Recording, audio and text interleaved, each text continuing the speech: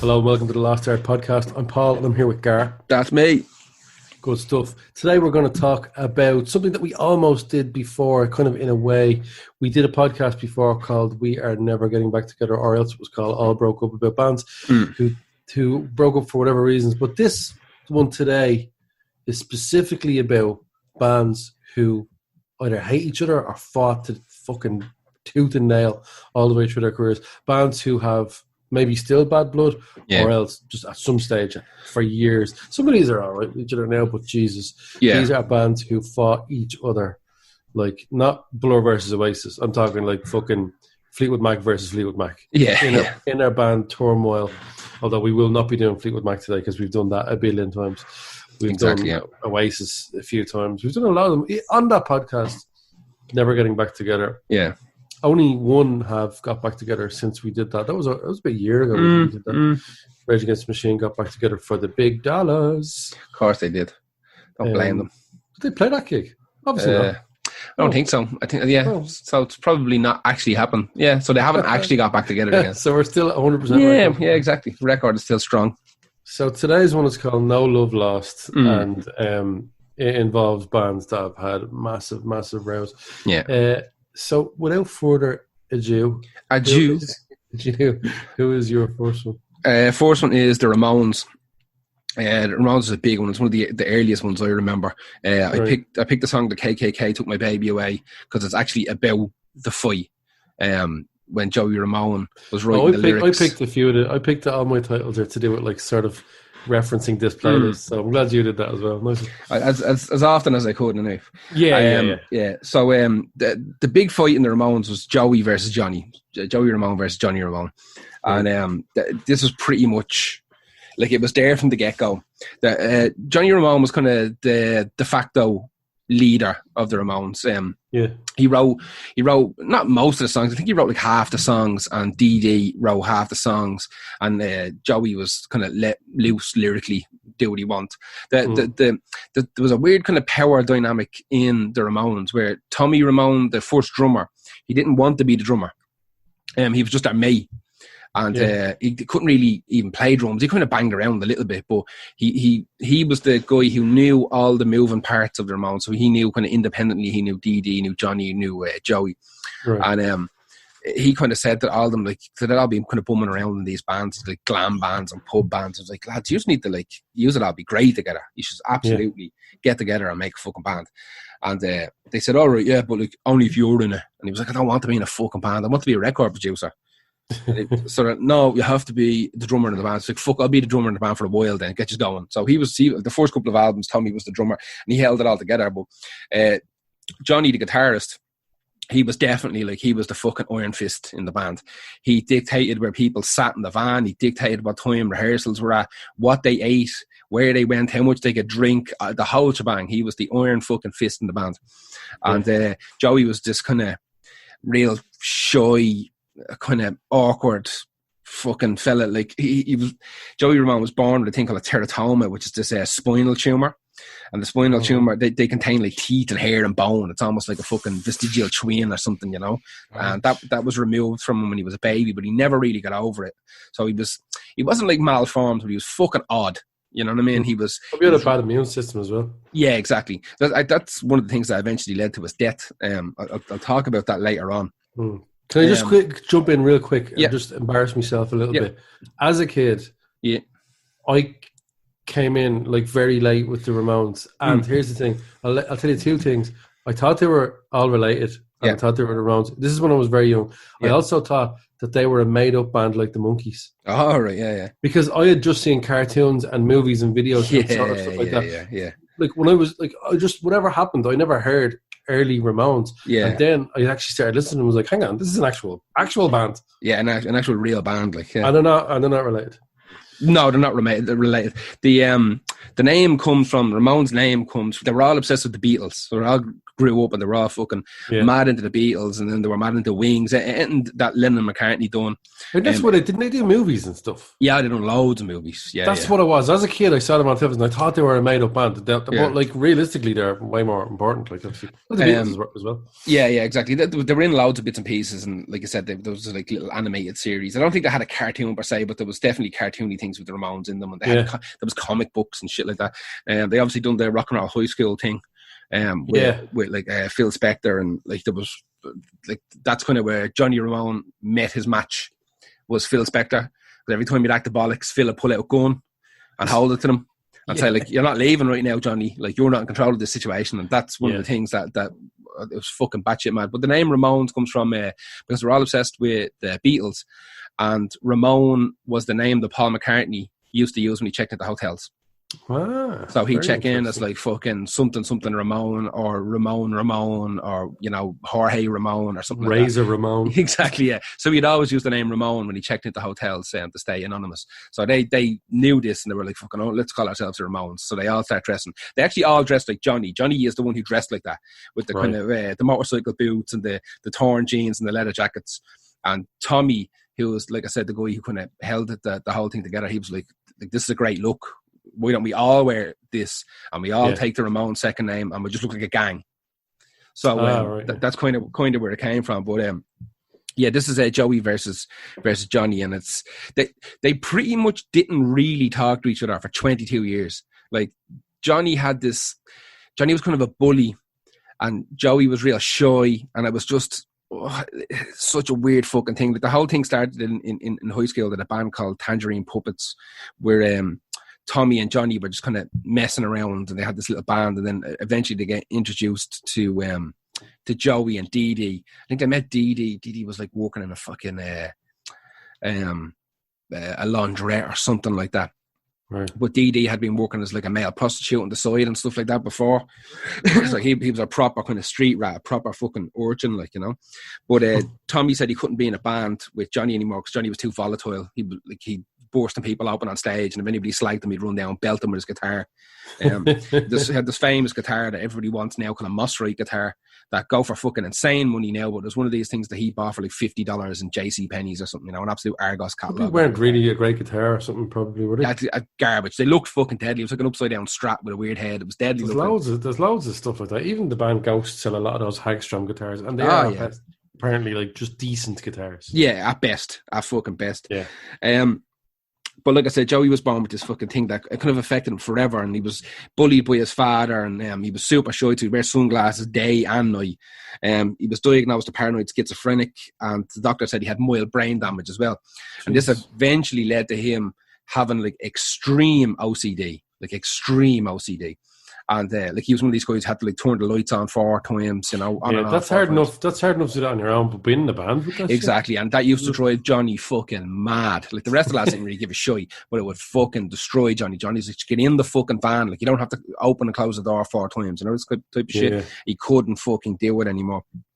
Now, Joey eventually ended up having like a long-term girlfriend. Somehow, some way, some shape, he ended up with a fucking board, and he was obsessed with this girl because obviously he'd spent his fucking youth. Did you say he did some of the writing? Yeah, he wrote lyrics, and they all kind of done bits of the writing. Johnny and Dee Dee mostly done most of the writing, to be fair, and but Joey was let loose with the lyrics. Yeah, and I do like the Ramones lyrics a lot. Actually. Oh yeah. Dee Dee would write lyrics as well. Dee Dee was the one who had the most amount of interest in like outside. We think we talked about it before, where Dee Dee went off. He decided he literally said, "I'm black," and he went off and recorded a hip hop album. Oh yeah, and that caused murder then in the Ramones, because Johnny's like, "You're not fucking black. Like you're a Jewish lad from New York. What the fuck are you talking about?" And he goes, "Nah, man, I'm black. Like, and I'm putting out a rap album." I think he called himself D.D. King. But Joey ended up he hadn't got himself a girlfriend. And he used to bring her to the gigs, so he'd always have to make sure that there was space in the van. But like Johnny would make sure that he kind of designated where everybody sat in the van. So he'd say like Joey, you're up front with me, but your girl has to sit in the back. And Joey's like, "No, but I want to sit beside my girlfriend." And he's like, "No, like you're not coming then, because she has to sit in the back." And he'd just do this to be a prick, just to annoy him. And eventually, over time, it could also be a good thing in the sense that he's still part of the band, not just going off into a separate little relationship. Like he's like, yeah, you can bring your girlfriend, but like she has to be hanging out with us, and you have to be hanging out with us separately. Like, yeah, I think be that, or he could I have just been a prick. I think he was just being a fucking prick. Like I said, they rarely like spoke. Apparently, like everybody in the band only really spoke about the band. Nobody talked about what the fuck's going on in their life or whatever. You know, there was none of that kind of brotherly love or fucking band love. There was none of that kind of shit. But eventually, over time, Johnny kind of took a liking to Joey's girlfriend. Oh, well, we know why. He started moving her closer to him, up the front, up to the driver's seat, you know. And apparently they had like this fucking had a relationship behind Joey's back for ages, and they ended up like running off getting married. Jesus. Like, yeah, so poor Joey's kind of left in the fucking spiritualized situation with Richard Ashcroft. Exactly. So they end up getting married. So Joey wrote this song, "The KKK Took My Baby Away," about Johnny Ramone stealing his girlfriend. That's what this song is about. Now, it gets fucking weird, right? So Joey eventually dies of cancer, right? But how he dies of cancer is kind of fucking weird because he had such mad OCD. Apparently, he woke up in the middle of the night and he remembered that he like forgot to close a door in the recording studio a certain amount of times. Right. So he got up, got dressed, and started walking down the road, but it was winter in New York City, and he slipped on ice and broke his hip. Right. And the hip recovered, but then he fell again. If I remember, he fell again and injured that part of the leg. And whenever it happened, he got one of these kind of subdermal hematomas that eventually kind of turned into cancer, and that eventually killed him.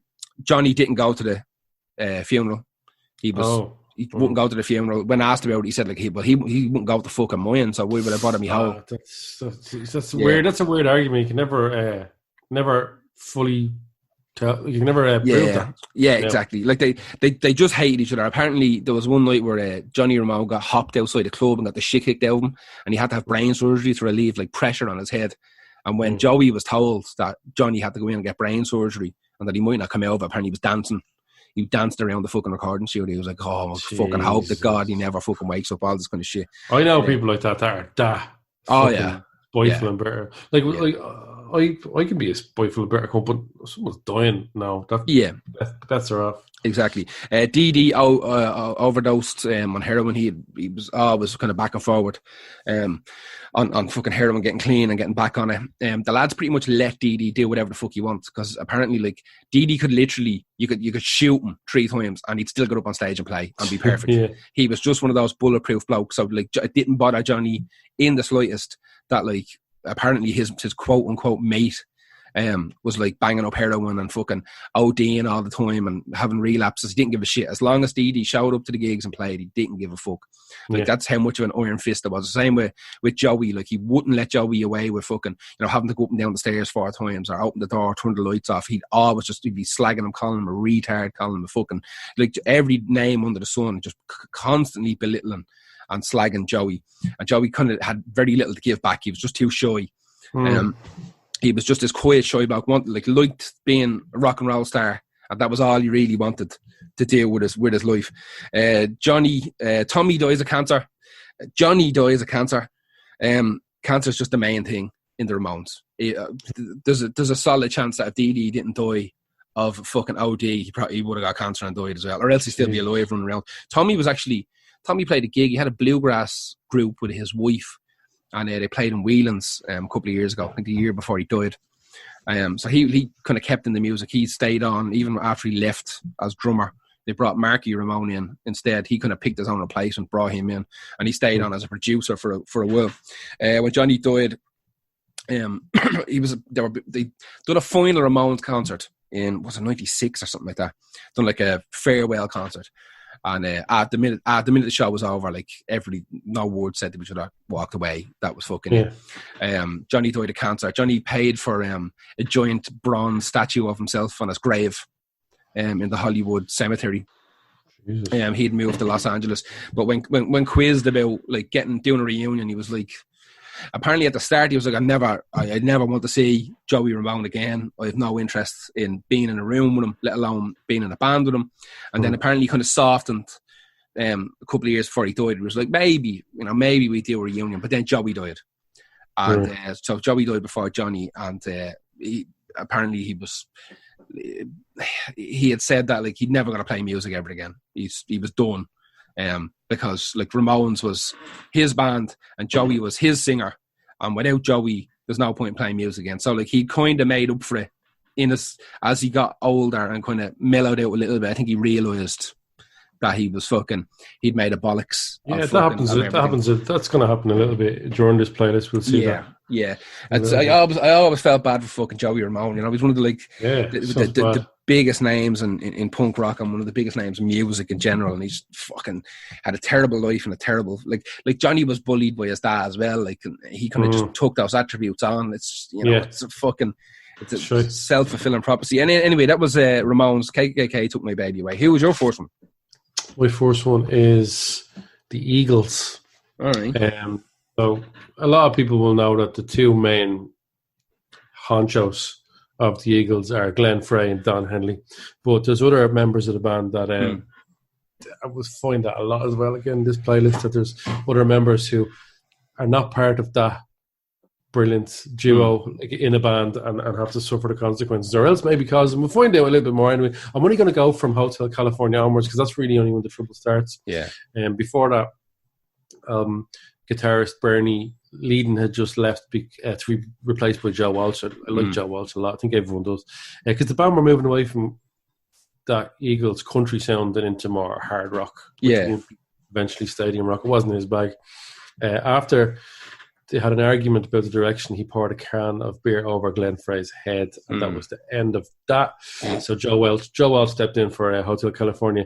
But the next out was one of the founding members, the bassist Randy Meisner, who has been struggling really badly with stomach ulcers, and to stop them hitting the high note on "Take It to the Limit," and that's his song. You know, a lot of the Eagles had their own song, and like that they'd sing. Stopped him hitting the high note. So at one gig, I think it was in Knoxville, he was just in too much pain, and he had the flu as well from the night before. Couldn't sleep. He just, at the end, they were supposed to finish on "Take It to the Limit," which is actually a fucking banger. I love that song. And he just went, no, not doing it, and they walked off stage. So him and Glenn Frey started boxing the head off each other backstage. So then Randy Meisner frozen out of the band because you don't get into a fight with Glenn Frey of the Eagles and stay in the band. 2 years before Hotel California came out, a guitarist, Don Felder, had come into the band. Don Felder's a fucking great guitarist. And he had been in the band, I think, with Joe Walsh before, and so we obviously got the heads up from him. He continued to have a lot of trouble with, have a guess which member of the Eagles? Glenn Frey. Yeah. He fought with the whole band, actually, when he didn't get to sing the song "Victim of Love," which he wrote the music to, and he was told you'll definitely get to sing it, but he kept trying it, and he couldn't get it for whatever reason. So the manager went, look, let's go out for food, and the lads will move on to a different song. And while they were out having a meal, Don Henley wiped all his tracks and sang it. That's fucking tough. So the breakup of the Eagles happened in 1980. Yeah, this is in Long Beach, California. I think they were doing some sort of fucking a Ponzi private gig for a California senator, or fundraiser. That's what it was. And animosity between like Don Felder and Glenn Frey before the show was real bad because he does not into this kind of thing, I don't think, as well. It's not rock and roll enough. Felder was a kind of rock and roll guy, as well as Joe Walsh. But before the gig, the senator, Alan Cranston's his name, him and his wife were thanking the band for doing it. And Don Felder said, whatever, you're welcome, I guess. And then Glenn Frey was really embarrassed by that. He was like, shit, you can't do that. So on stage, for the entire gig, between every song, they would walk up to each other and say, "I'll fucking batter you after this. Batter you." And apparently, like, this is all, like, every song they walk over and go, "I swear to God, straight murder." So you and me back there, you're fucking dead. Yeah. And the last thing, which was, I think one of the last songs they were playing was "Best of My Love." Frey walked over to him and said, "This is it. This is when it's gonna fucking, right after this, is gonna fucking walk off the stage and I kick your ass." So Felder did a kind of weird thing. He had his guitar tech put his Takamine. I think Felder was shitting himself. Yeah. I think because he got his. Supposedly, this is the story. He got his guitar tech to leave his Takamine guitar just off the stage. So when the show ended, Felder walked up, picked his Takamine up, and smashed it off a wall. Like as in, that could be you trying to I reckon he did it to like do that instead of fight.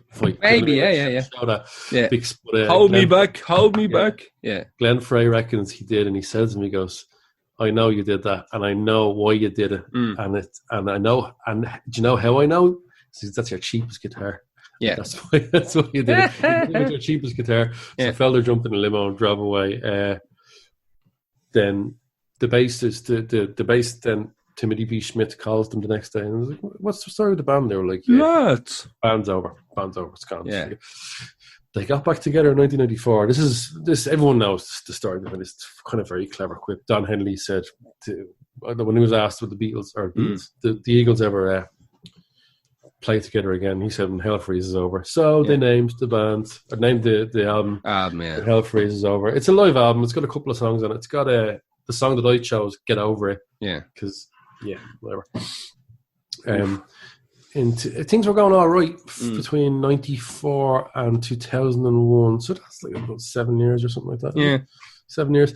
Felder accused Don Henley and Glenn Frey of taking a higher percentage. They always took the same, but he was like, "No, I know you're taking more." So they went, "Well, how about this? You're fired from the band, so now you have none." Yeah, how about them apples? None percentage. Yeah. Well, presumably percentages from what he's live and stuff like that. So Felder sued them, settled out of court on the basis that they wouldn't talk about it again. But then Felder went, "No, I'm going to talk about it in my book." Glenn Frey obviously died in 2006, and Don Felder said that he felt an unbelievable sorrow that they'd never resolved their issues. And the Eagles said then that we can't continue on without Glenn Frey. That's too big of one. But they got Deacon Frey, his son, in to play guitar, so that's who we will be playing with the Eagles from now on. That's a kind of weird one. There was a few of them that Glenn Frey, I'd say, might have been a fucking tough one to come. Him and Don Henley never had a real. It's kind of like a lot of bands have these two, just two personalities that clash. And they probably know like the two people that get on, and the rest of them are sort of stuck not getting on. And I think they're always the two that get paid the most. Probably. They're a little bit like, So, that's the Eagles. There was smashing of guitars, fist fights, beer over the head, and lawsuits in a short. There's much more to that. But look, we're on a podcast. Exactly. Who's your next one? My next one is the Beach Boys, which is an infamous one. And it's Brian Wilson versus Mike Love. Yeah, and listen, I'm gonna have to that's similar enough to the fucking pretty Ramones much is. one. Yeah. So there's been multiple books written about this. So I'm gonna give like the absolute skin of the story. All right, or else this will be a 4-hour fucking podcast. Yeah. So this has to be like a very compact version of a complex story. So basically, fucking Brian Wilson was tired of doing sore songs. He was like, "Lads, we need to push the envelope forward here. There's only so many bleeding good vibrations and I get around that we can do before people are bored. Like people are already stopping the fucking surf. You know what I mean? I think at the time he was writing good songs. Exactly. Can we do this? Like exactly. So Mike Love was like, "Don't fuck with the formula, man. This is madness. Like we all have like multiple houses and fucking deadly cars and shit, and we're touring, having the best life imaginable. Why would you mess with the formula?"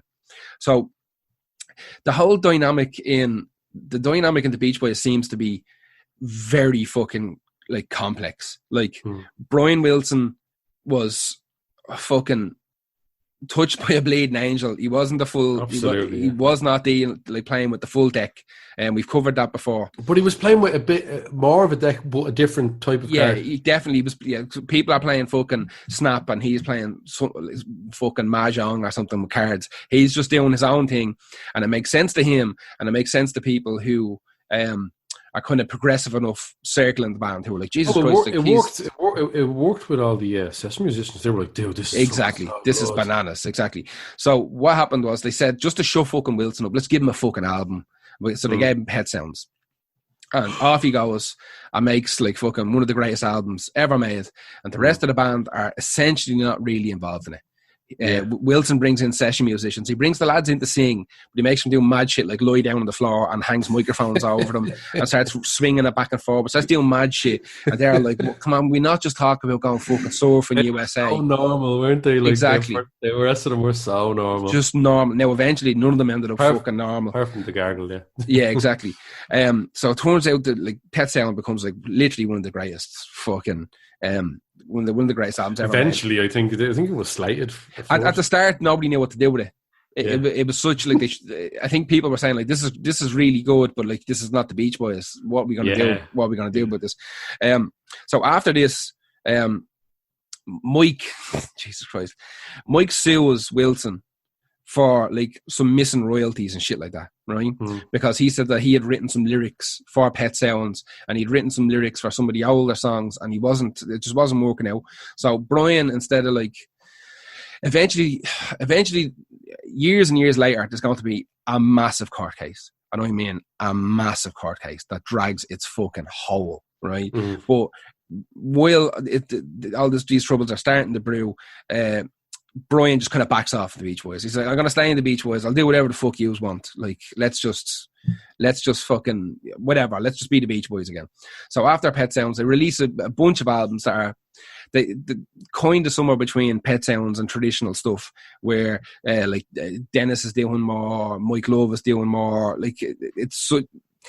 The guys kind of want to move out from underneath Brian's shadow now, because everybody's talking about Brian Wilson, and Brian starts talking a couple of years later, he's talking about making Smile, and if that had came out when it was supposed to come out, maybe things would have been completely different, but it took too long to come out, and when it did come out, there was fucking murder, because if you remember, they gave away like half of that album on the front of like the Daily Mail or something like that.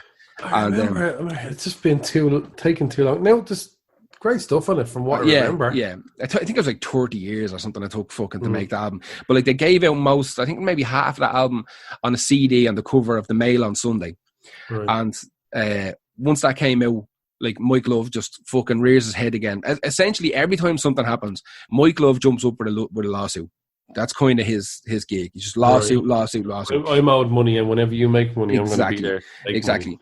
So he ends up suing the Mail on Sunday because they used a picture of him, because they used a picture of the Beach Boys, and it says the Beach Boys, which he owns the copyright to. He ended up winning that in court. He won the rights to kind of perform as the Beach Boys. The rest of like half of them now were fucking dead. Dennis died.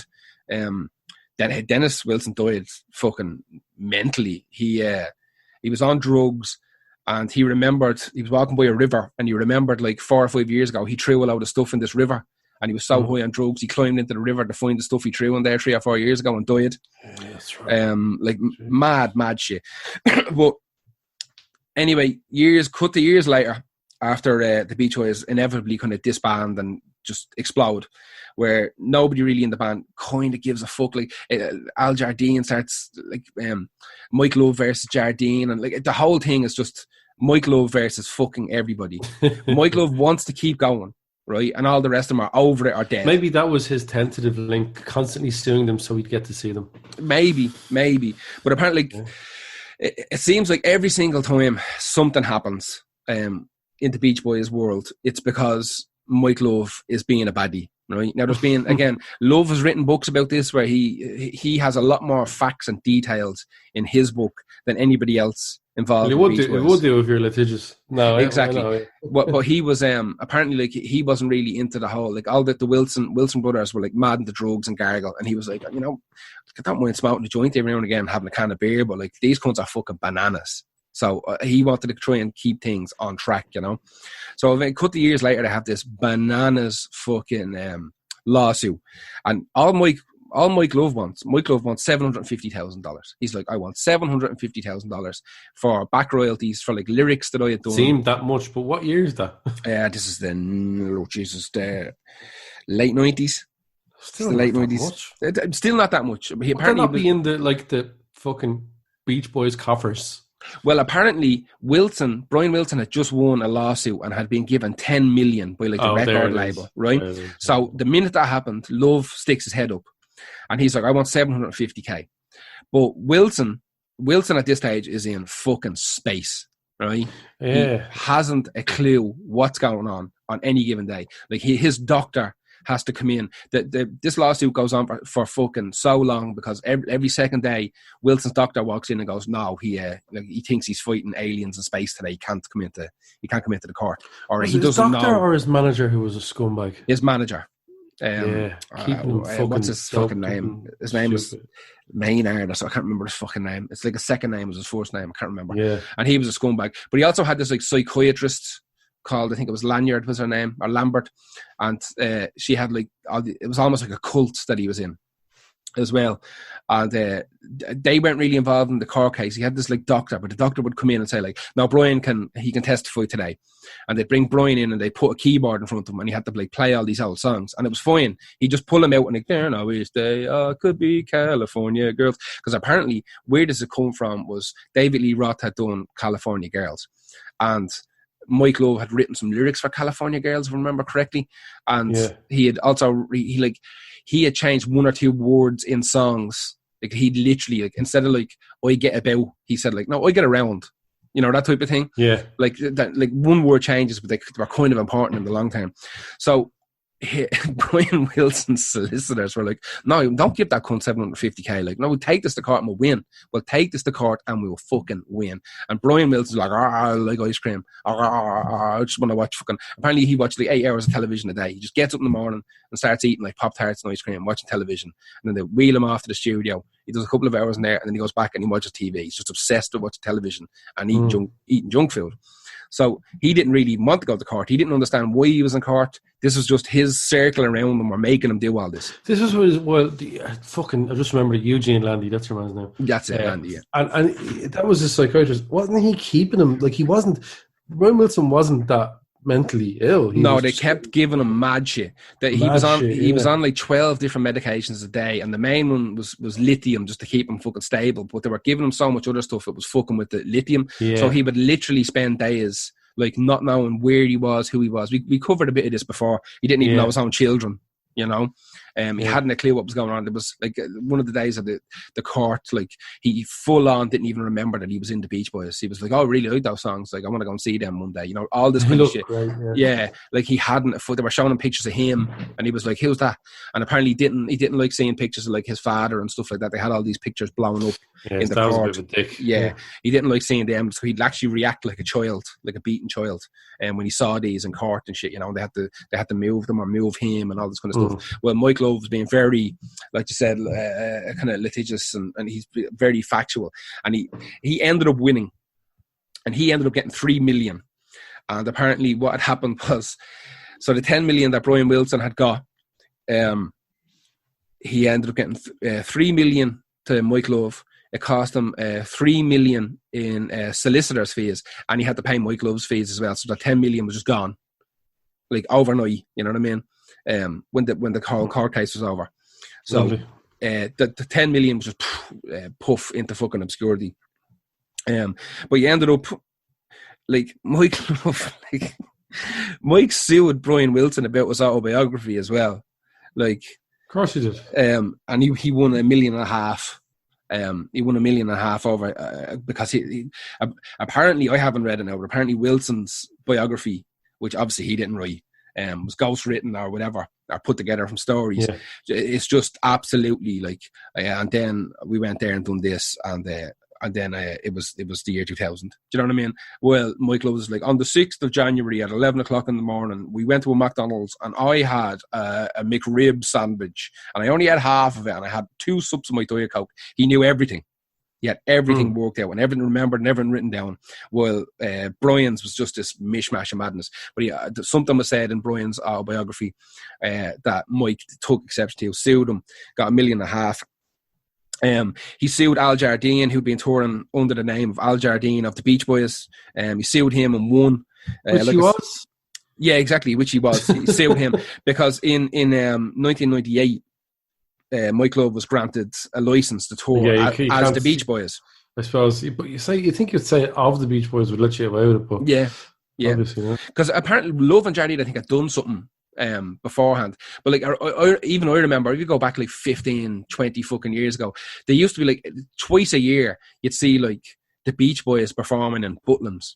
You know what I mean? Or they'd be performing in the fucking NEC fucking theatre in Colonia, whatever it is. They'd be playing the Red Cow in, you know, it's like the Beach Boys, like, for really? And it's just Mike Love and whoever the fuck else he had floating around. At one stage, he had one actual guy who was in the Beach Boys, or one of the secondary guys who came in. But yeah, he ended up suing the Mail on Sunday because they were giving away a bit of the Smile album, and it had reference to the Beach Boys and picture of him. So Love was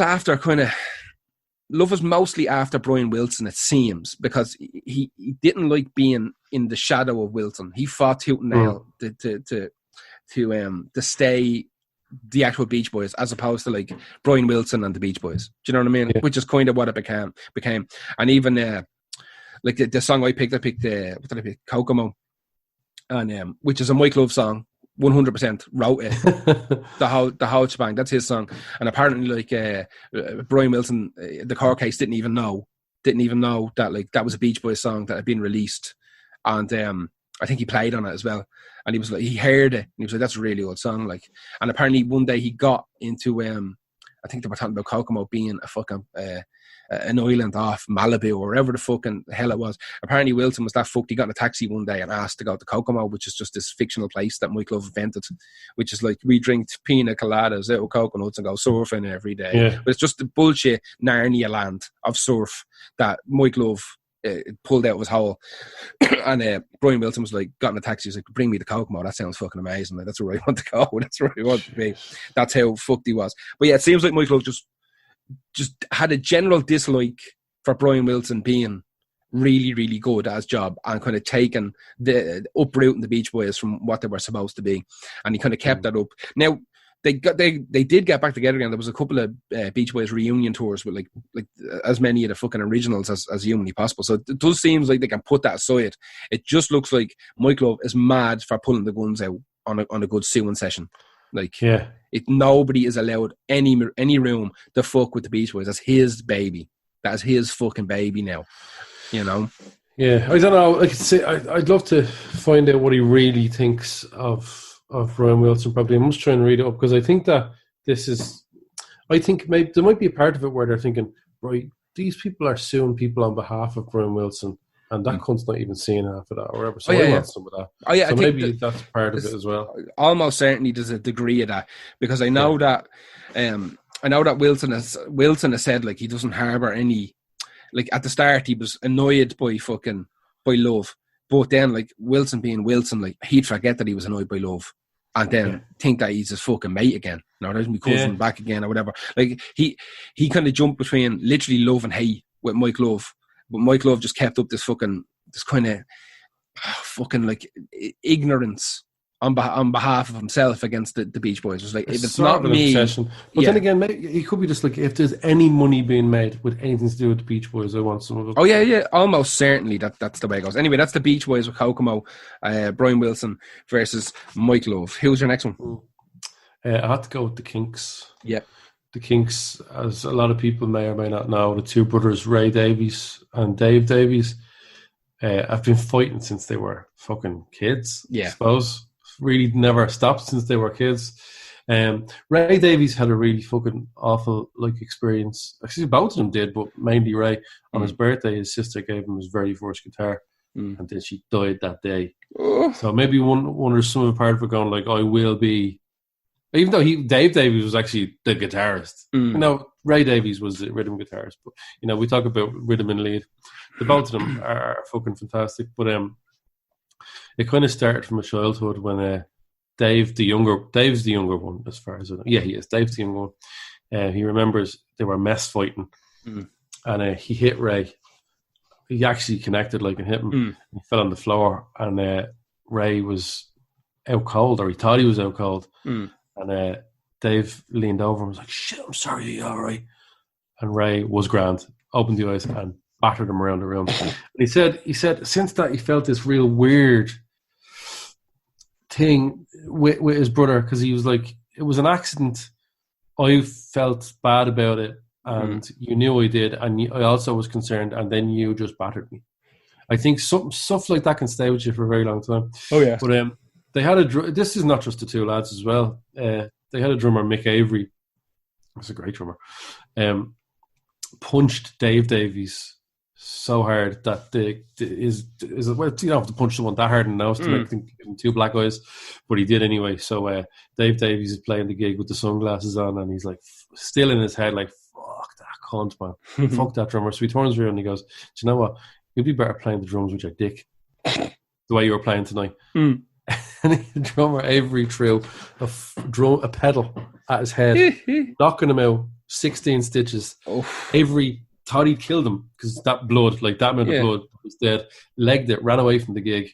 They all kind of got them back together, and he had to tell the police that no, this is what the Kinks do as a joke. We throw musical instruments at each other, like just so the tour could continue, basically. But the fighting got so bad on stage that they had a 4-year ban of the USA performing. Yeah, around a bit after this, I think Ray Davies' wife left him with the kids, and he tried to kill himself on stage. I think either before he got on stage, or he tried to overdose on stage.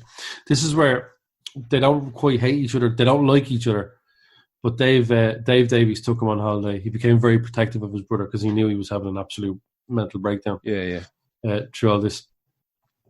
The bassist, the original Kinks bassist, Peter Quaife, has said that they would fight over literally anything. Literally anything. You can just for the sake of fighting, the two of them would go absolutely at it. So it must have been really tough. And coming towards the end of the 80s, the mid 80s and towards the end, the Kinks were not popular. We forget these decades where huge bands have a real downturn. Like in your head, you think that never happened. The more you think about it, like, fuck yeah. They're not the Stones. They weren't the Beatles. They were the Kinks. So they were obviously a little bit on the outside, not Pink Floyd. Those would never have, they would have periods where they wouldn't release popular albums. But the Kinks were bashing out albums, awful albums. We talked about that before, I think, as well. So their decline was really bad. That didn't help. And then their popularity kind of blew up again in the 90s because of Britpop, and all their stuff was fitting perfectly with that. But then when Britpop died, the band split up. So the Kinks actually only split up in the 90s, which is mad. They fought with each other in the press all the time. I remember even at the time, Ray Davies said this, Dave Davies said this about you. Ray Davies even admitted, he goes, oh, look, I'm not an easy person to work with. So I reckon they were just so different, the two of them. I think this has, speaking about Britpop, it has echoes of Oasis. Like the two completely different, the two brothers who were battling each other for years, but they were like, that's all they know, like. So broken up in the late 90s, but in 2004, Ray Davies was shot in the leg in New Orleans after he chased muggers. Weirdly, the New Orleans police chief said, I'm sorry about what happened to Mr. Davies, but he showed very poor judgment in running after the individuals. I'm like, wow. Well done. Interesting. That's the police for you. You shouldn't have done that. No, obviously, you shouldn't have gone after muggers. But he did. In the same year, Dave Davies, who was 57 at the time, had a stroke in London while he was getting off a lift, and that made him unable to play for a very long time. And Ray moved in with him to help him. You might remember earlier on, Dave helped him out when he had the breakdown. Ray moved in to help him with the stroke and eventually get his kind of playing back somewhat. Still not in the band together, mind you. But after the death of the bassist Peter Quaife, who was talking about earlier, they started to toy with the idea of a reunion. And but in 2013, they met at Ray's house and they were writing songs together. Jesus Christ. Writing a couple of songs together. And they literally broke up again because they had an argument over who was the most important person in the song You Really Got Me. Because one of them had written it, but the other one had said, how about I cut the speaker cone to get that effect? It was like, but I wrote the song. Like, why were they even talking about this when they were trying to write some stuff? So pedantic shite, like. Knocked that on the head after that big row. More stuff in the press. Then in 2015, Ray made a guest appearance at Dave's solo show in London. And I watched a bit of the video. They're not warm with each other at all. You can tell that it's, I don't know really why they did it, if they're going to make it awkward for the whole crowd. They kind of Ray made a few jokes about the band he was literally getting to play with the other night.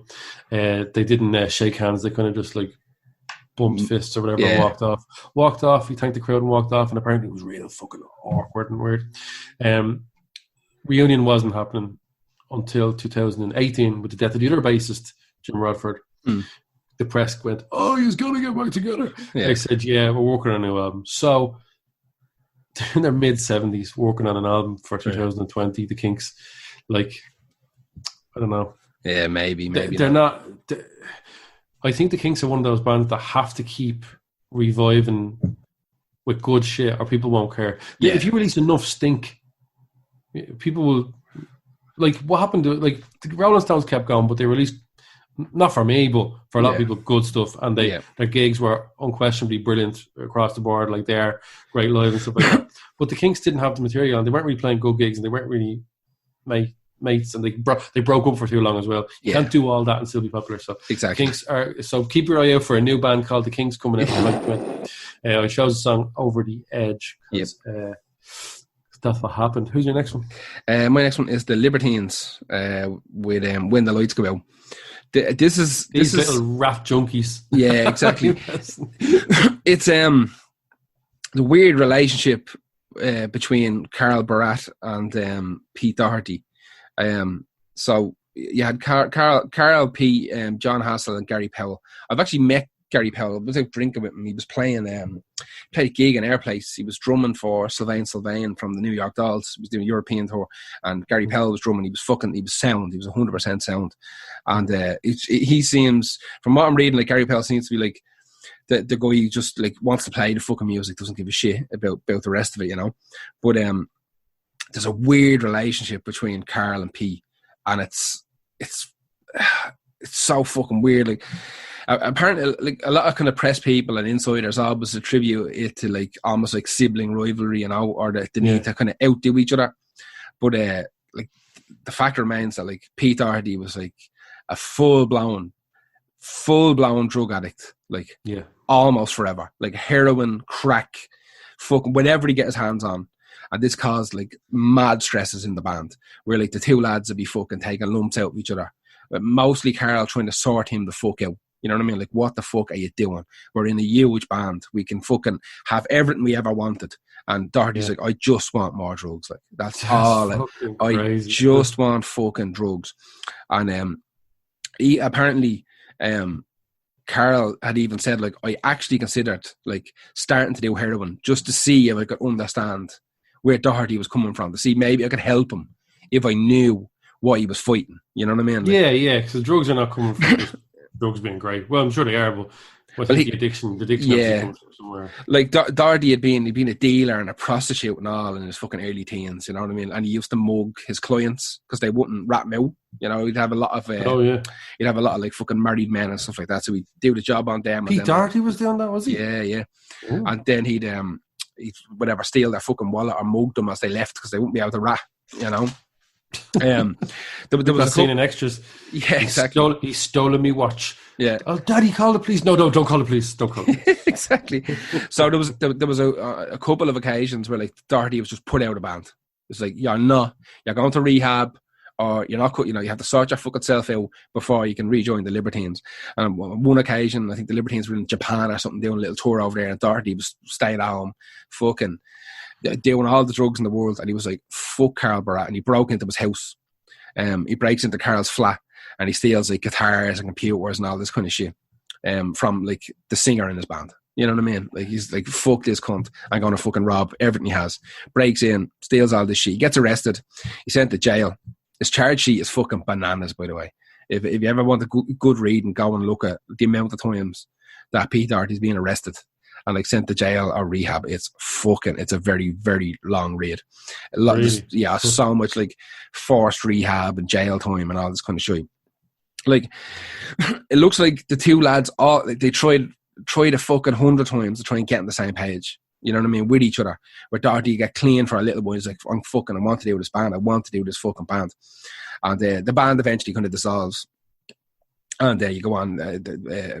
You get like Dirty Pretty Things out there, and Baby Shambles, and another band called the Jackals. They all kind of have their own bits and pieces kind of going on. I never really gave it a go. I just looked at the band and went, no. Yeah, but I was like, the Libertines have some decent songs. Baby Shambles have some decent songs. I wouldn't be high on my fucking list, you know. The story of how these two lads kind of loved each other but fucking hated each other, like, at the same time is more interesting than the music for me. I think I'm probably about 10 years too old. I think I was as well. I think it was coming out of indie too. I'd had enough of indie. Yeah, exactly. The lads would go fucking like massive long periods without talking to each other. They just talked to each other through other members of the band and stuff like that. You know, they knew they kind of had to. This was the dynamic, and the dynamic worked. And they tried, like I said, they tried fucking having their own band, separate band, side projects. They tried like getting rid of Doherty and ended up bringing them back. They knew that this was this was 100% the thing that had to happen. Like, and I always felt like they were afraid of what's going to happen when they were put together, and when they were back together again, and it would never last very long before something else would fucking happen. You know, Doherty would be caught with a fucking syringe hanging out of his arm, driving the car through in the state or something. Like something. He was always in the fucking press. That's what forever. I never wanted to bother with that band. Exactly. I know they probably have great music, and people will go, but you listen to Alice in Chains and Tin Lizzy. I know, yeah, they're drunk. Yeah, that was lovable. Yeah, exactly. But yeah, like I said, that's the Libertines. The two lads just always banged heads. Got to the point where Doherty was like fucking breaking into Carl's house and stealing shit off him. They wanted to. They did get on. They just had like long periods of like, what the fuck is Doherty doing? You know what I mean? Why is he doing this to the band? Like, this is our bread and butter, you know? We're all having kids now and shit like that, you know what I mean? We need to stay on the road. We need to make this few bob while we're still popular, and Doherty's putting the whole thing in jeopardy. So they tore him out, and he eventually ended up coming back, and then they all went off on their own thing, kind of varying. Like, I think like Baby Shambles done particularly well, and Dirty Pretty Things. I think they might have done better than the Libertines. Maybe. I think the press that Doherty had going into Baby Shambles is worth fucking £100 million. You know what I mean? Like, it's like people are gonna buy that just to hear what the fuck it sounds like.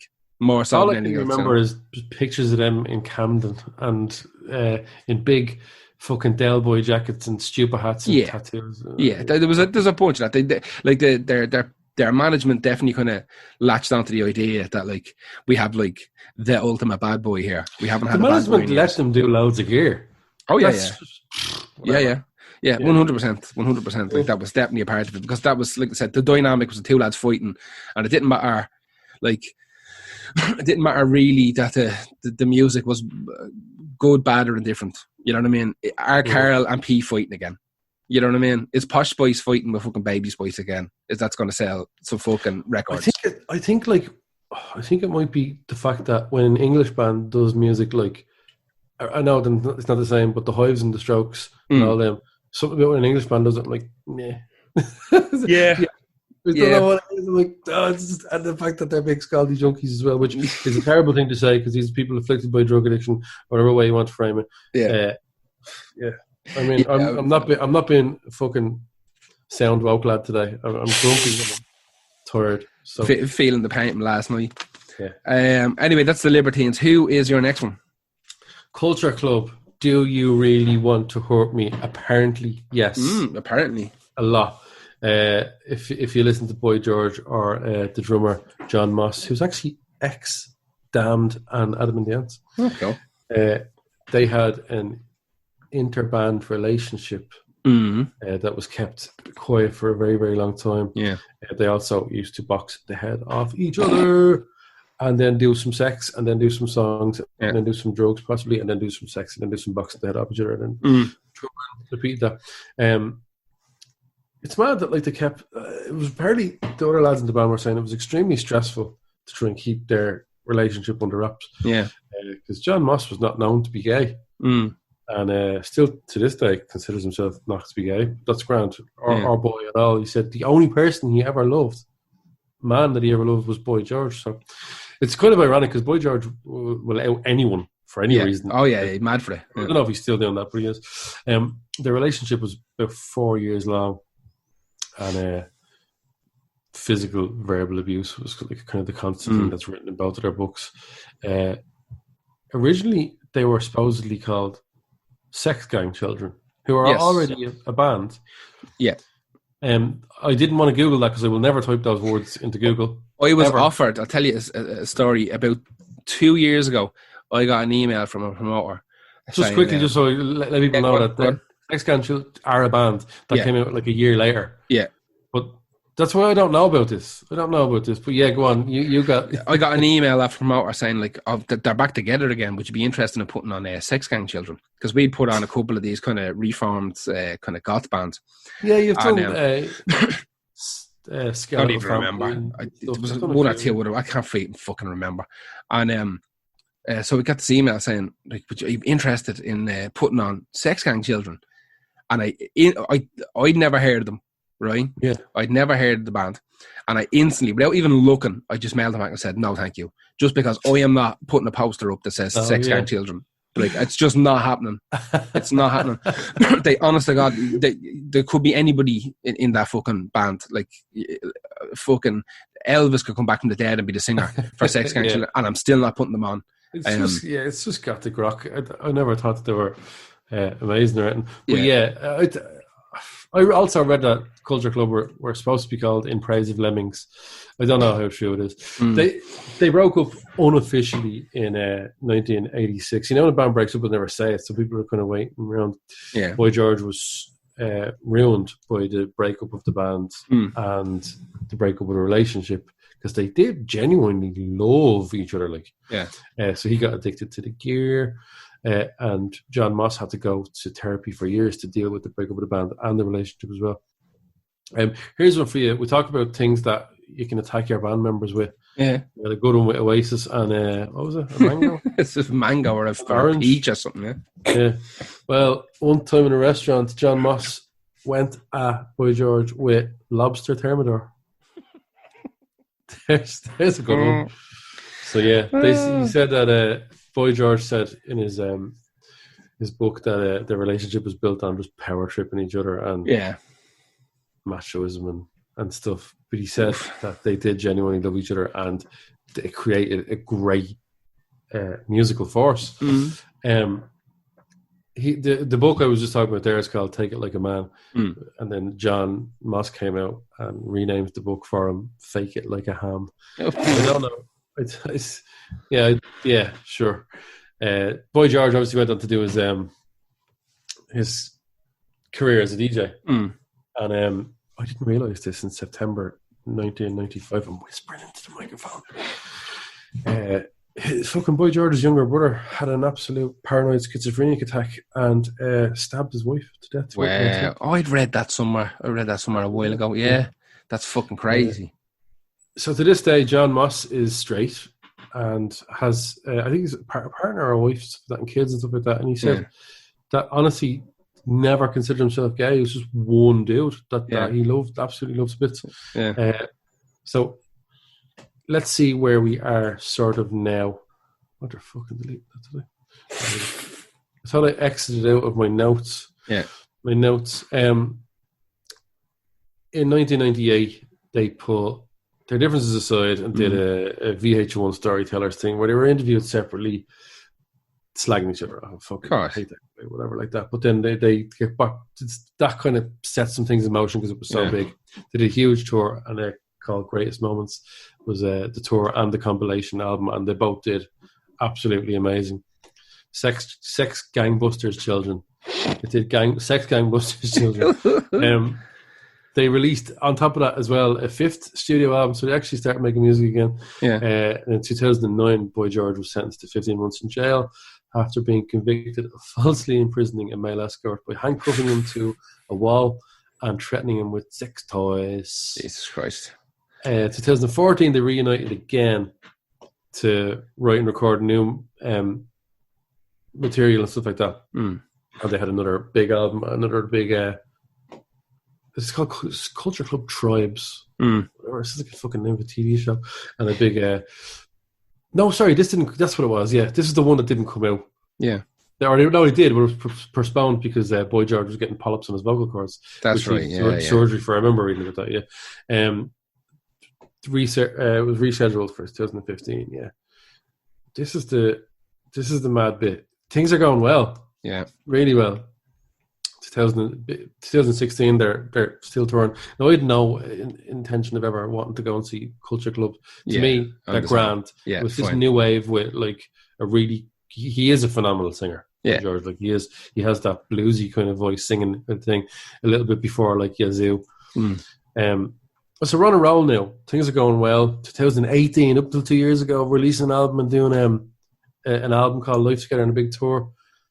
And then 2018, a little bit later, just before the tour for that starts, Boy George says that it's coming out in the newspaper that he fired him a few days before the tour started. Weird. So then Jonathan Ross was interviewing Boy George. He says, "What's the story?" Boy George says, "It's absolutely not true. He left for his family. The last tour was so grueling. He wants to be with his family." And everyone's like, "Okay, grand." So it's not, he didn't get fired from the band. Yeah. Boy George was like, "No, not at all." John Moss sues the band because he was fired. But then, hang on. 2020, this year, Boy George requested a meeting with John Moss to apologise for some things.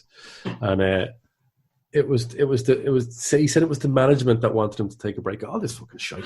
Imagine what they were like, yeah, get rid of him. No, the management said it was a break. So Culture Club stance is now, the door is open for John Moss to come back.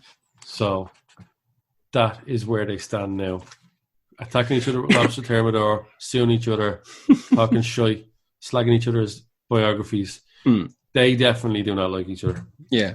Or maybe they love each other still too much. Who knows? Water under the bridge that never really dissipated, I suppose. Yeah, that's John Moss. Is it John Moss, isn't it? Jesus. To call him John Motson. John Moss and Boy George from Culture Club. They're two poor fuckers in the band going, right, lads. Like, we're here as well. Ride if you have to. Fucking fight if you have to. But come on, the fuck. That was my one there. Who's your next one? My next one is the Misfits, and I picked them. We're Eagles there. So the Misfits are formed in 1977. It's originally Glenn Danzig, Doyle. I'm just going to call him Doyle because I'm not doing the Von Wolfstein, Frankenstein shite. Doyle, Jerry Only, and they had a bunch of drummers as well. Now this is the kind of classic lineup. There was lineups before this where it was Danzig kind of messing around with some mates and shit, but this is the true original one. You could probably call it Robo. Robo, the drummer, would probably be one of the classic kind of lineup guys as well.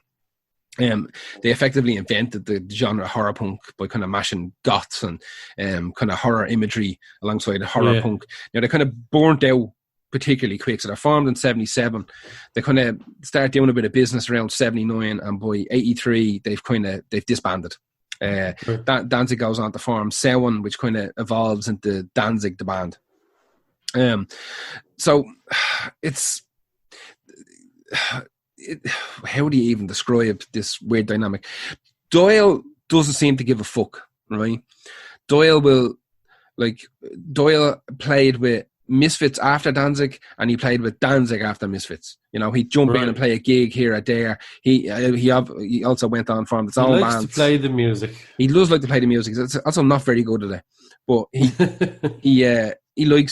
has his own band called Doyle, obviously. Everyone's just Doyle. He's just a big meathead. And there was people saying that gig was amazing. I'm like, was it though? I doubt it. I listen to the music. It's not great. It's like him doing his best impression of kind of Rob Zombie style stuff. Like, and I'd put my fucking ball on the line that he wrote none of it. Let me just say that. Monster. He's a huge vegan bodybuilder, steroid freak. And he's in his 50s and he's a fucking beast of a man. He's actually been interviewed a few times. So like, what's your stance on steroids? He's like, I fucking love them. So, at least he's honest about it. Yeah, exactly. So he's on the vegan steroids. But okay, so there's a couple of legal battles, and there's just general heat between Glenn and Jerry Only. So the band kind of knocking on the head around 83. They're knocking on the head because Danzig's just getting tired of doing the same old fucking horror punk show, even though they haven't really done that much, really.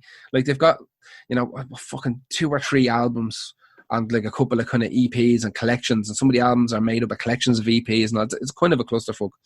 But Danzig is talking to Henry Rollins one day, and he's like, fuck, I'm thinking about knocking this in the head, and Rollins is like, you should, man, you should absolutely knock on the head, do your own thing, it'd be fucking great. So he announces from the stage the Misfits were famous for doing this Halloween gig every year in Detroit. Now, considering that the band only existed for 6 years, this became this like legendary fucking gig where there was just no holds barred. You never knew what the fuck was going to happen. And it was also usually one of the only gigs that the Misfits would play where they'd actually do a full set. The Misfits were famous for getting up on stage and something would go wrong, like an amp would blow up or a guitar would explode, because they built their own instruments. They built their own amplifiers, and like Doyle, the guitarist, played through a bass amp. Fucking, I think Jerry. That's why I always thought he was the bassist. Yeah, he plays through a bass amp because to get more bottom end out of it. Like someone just needs to teach that cunt how to use a guitar amp, and with bigger strings. Like it's bigger gauge strings. Yeah, it's just he's a fucking, and he doesn't really strum the strings; he punches them. So he was always breaking guitars. Jerry and Doyle are brothers. They're proper real brothers. And Doyle was very, very young when he was in the Misfits. Like he started in the Misfits when he was like fucking 14 or something like that. So they always had to lie about his age and shit like that. And the family owned this big, what they call a machine shop that made knives and tools in this machine shop in the hometown of Lodi, New Jersey. So the band all worked in the machine shop in between tours and shit like that. Now Doyle was still in school, so when he finished school, he played gigs in the weekend. When he finished school, then he went and worked in the machine shop, and he was earning money then, so he was able to start affording to like buy more equipment for himself, to build more equipment. That's why you see the guitars they're using are mad looking guitars. They have spikes and shit on them. They were building drum kits with like fucking 60, 70 inch kick drums with spikes coming out of them, because they had these machines, these like CNC tools and folders and shit. They could actually make all their own instruments, but they weren't like luthiers. They didn't know what they were doing, so the fucking things would break all the time or explode or whatever the fuck. Now I think Dean Margley or something are making the guitars from they took them under license, so there's somebody making them properly. But the shit would always explode or break, or Danzig would get electrocuted by a microphone or something like that, and he'd just fucking storm off stage, or Jerry would storm off stage. So like there's a good like 60 to 70% of the gigs the Misfits ever played in the classic lineup where they played 2 songs and fucked off. It was they were famous for it, like ludicrously famous. But the Detroit gig was always the one that people look forward to, the one they looked forward to, and most of the time they fucking played it, and they played a full set, and everybody loved it. You'll see most of the footage you'll see of the Misfits is from the Detroit gigs at Halloween. But Danzig just announced one day, he was like, I'm fucking having enough. And this is the last gig the Misfits are ever going to play. And one of the reasons for that is because when they were on tour, they were going through New Orleans. You said that on stage? Yeah, on stage. Told them on stage. I fucking hate that shit, man. That happened to them with Michael Graves as well. Michael Graves announced from the stage that he was leaving. That is the biggest prima donna fucking move, man. Yeah, big time. It happened a bunch to them in their career. But Danzig, one of the reasons Danzig got a pain in his bollocks is because they had been arrested on this tour in New Orleans for grave robbing. They went to this. They went to this cemetery in New Orleans looking for this famous voodoo practitioner, and they were running around the grave, the cemetery at night, and they got arrested. Now I don't think they were actually digging up fucking bones. I hope not. Yeah, I don't think so. I hope they were digging up our bones. Yeah, exactly. Yeah, and graves. Exactly. So they were arrested, and they had to bail themselves out, and they spent a lot of money bailing themselves out, and then to continue on the tour being fucking broke. And this Danzig just, I'm paying me bollocks with this. I want to do kind of heavier music. I want to do kind of slower music, and so he knocked it on the head, and he brought in like Chuck Biscuits and all these guys to form Sound, who eventually kind of morphed into just Danzig. You can see the Danzig logo, the big kind of horn skull. That was the Sound logo as well. You'll see how that goes on, but. There was a legal battle after the Misfits kind of dissolved themselves, where Doyle and Jerry wanted to put together this new version of the band, and eventually, this is so fucking weird. Where this comes from? So the legal battle kind of stems from. After the band had knocked it on the head, the band kind of got much more famous after they broke up. So they got famous when Danzig, like when Mother and stuff came out, and people were like, who the fuck is Danzig? And they start realising that like this guy Danzig was in this band Misfits, and then like Metallica were covering them, and Guns N' Roses were covering them, all this kind of But shit. they're not already big before that. No, not really. Because whenever they did tour, they only played 2-3 fucking gigs. That's why like original pressings and Misfit stuff is worth a fucking fortune because no one was buying it. You know, they're like incredibly. They were like really popular in the music scene for musicians. Like you'd see pictures of, like Cliff Burton wearing fucking Misfits t-shirts, but no one else who knew it's wearing. Like, Misfits kind of got famous off the back of Metallica, Guns N' Roses, and then Danzig gets real big. So. They were kind of. I don't know why I thought they were fucking bigger than that. No, not really. Know, yeah, they got big kind of after they broke up. So Danzig was approached. Danzig was like, he wrote the fucking songs, wrote the lyrics, all this kind of shit. And that was the general consensus anyway. That's what everybody assumed, was that Danzig wrote all this music. Now, it turns out that like Doyle and Jerry they reckon 25 to 30% of the music and lyrics was what they'd put in. They didn't have any beef with Danzig saying like he wrote 70%, the majority of it, but they were like, lad, we fucking wrote some of this shit as well. Like you can't just control all of it because Misfits was fucking Danzig's name. He'd come up with the full concept of the logo that they'd stolen from this old 1950s B movie called The Crimson Ghost and all this kind of shit, and bought the rights to use it and all this madness. So Danzig had been approached by the old record label, Caroline Records, saying like, would you like to put out like the best of Misfits or some collections or compilations? And he was like, yeah, absolutely, but give me a couple of months. So Danzig takes all the master tapes which he had at home and brought them into a studio, and he played all the instruments over them himself. He played drums, he played guitar, he played bass, just so he wouldn't have to pay any royalties to the other lads. Right? So he overdubs himself playing all the instruments. So when you buy like Collection 1 or Collection 2 or whatever the fuck it is, like there's a good chance that like that's not really the Misfits. That's Danzig kind of so many different versions of the songs. Oh yeah, exactly. There's anyway, yeah, exactly. There's like slow ones, fast ones. There's weird like BBC sessions. It's insane how many different versions there are. Jesus, that sounds like the most petty thing I've ever heard. Oh yeah, so they get brought to court. Jerry Only and Doyle bring them to court, and they're like, "Listen, like you're after releasing this fucking these compilations, and they're selling in fucking big numbers now because Metallica are covering us, Guns N' Roses are covering us, and your band's doing particularly well. Like, and these are songs that we wrote. Like, we might have only wrote a quarter of them, but we're entitled to some of the royalties." And Dan's like, "Nah, man, I played over all your shit." It doesn't matter if you played it. Surely they're due some money. So apparently, what happens is this is what happens is that the two parties come to an agreement where Jerry and Doyle stop suing Danzig for royalties of the songs, and they get the rights to use the logo and the name and continue on playing as the Misfits. Right. Yeah. So Danzig doesn't give a fuck about the Misfits anymore. You know what I mean? He really doesn't give a shit. He doesn't want to play the songs, doesn't want anything to do with them. He's like, you can fucking have it. Off you go. So they take this newfound ability that they've got off Danzig and get Michael Graves. Now, what you have to remember is that things get fucking weird around this period in that Jerry Only becomes like a born-again Christian. So what happens is him and Doyle start this band called Christ the Conqueror, which is meant to be like, they invent this character of this like Christian barbarian. He was like roving across the lands, converting all the heathens to being God-fearing folk. Because Jesus wasn't like fucking buff enough for the Misfits. Exactly. They're like, they can't fucking make their daily a fucking weakling. There was a bit of a disharmony in the band because fucking they were like, all the lads in the Misfits were kind of like lifting weights and trying to like work on their stage presence, so they're all kind of big hench cunts, like, you know what I mean? And like, obviously, like, Jerry is fucking huge, Doyle is huge, Danzig was huge for fucking years as well. So what happens is while they're in the studio recording stuff for Christ the Conqueror, you can actually find some of that online. If you go on YouTube, you'll find Christ the Conqueror songs. They're garbage, but it's worth listening to. In one of the other rehearsal studios, wherever the fuck it is, they hear this bloke singing. They're like, who the fuck is that? And they go in, they find this guy called Michael Graves. So like, they're in the spot, like, do you want to be the singer for the Misfits? Put him back. Put him back now. Yeah, send him back. So they take him on. No, use him, and then to be fair, just get rid of him real quickly. Yeah, I do think he is good. He's great. He's fucking super. They bring him in. They record those like there's 2 albums and 1 collection. I can't remember what the name of the fucking collection is. It's only B-sides and demos and shit like that.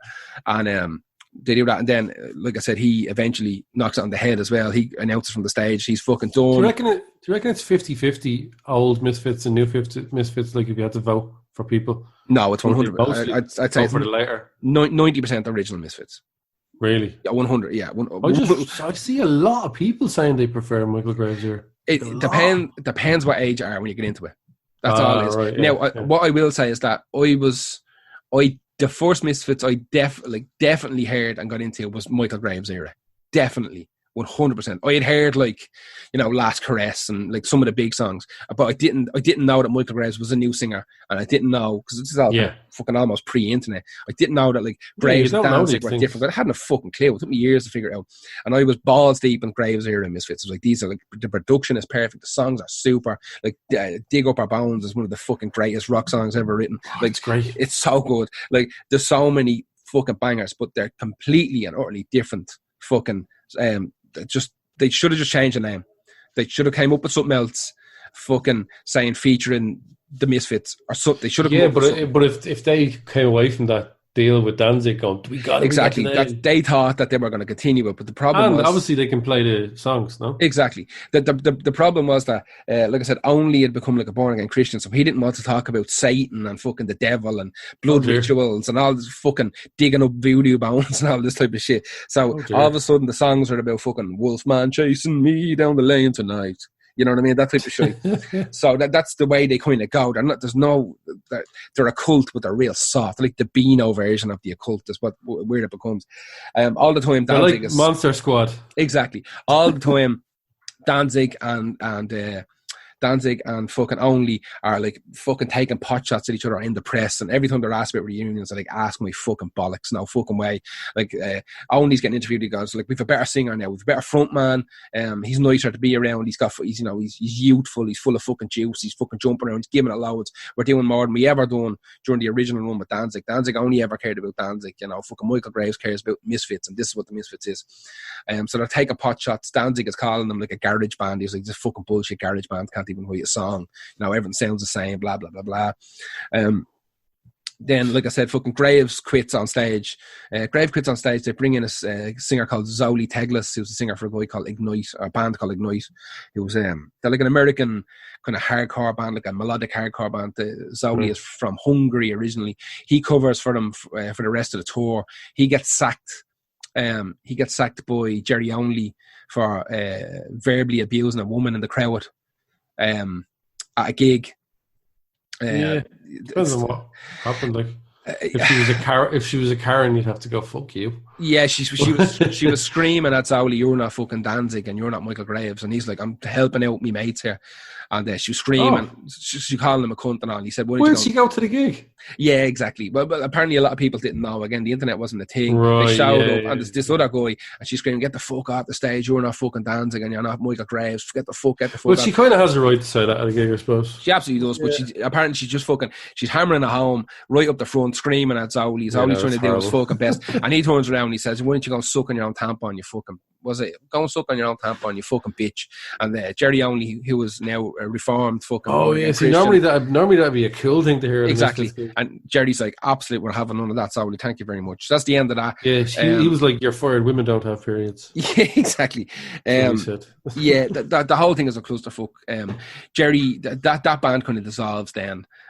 Jerry starts a new version of Misfits with Marky Ramone on drums and Des Cadena from Black Flag on guitar, and they just do like an equal mix of Misfits, Black Flag, and Ramone songs, but they're still called the Misfits. One of those bands.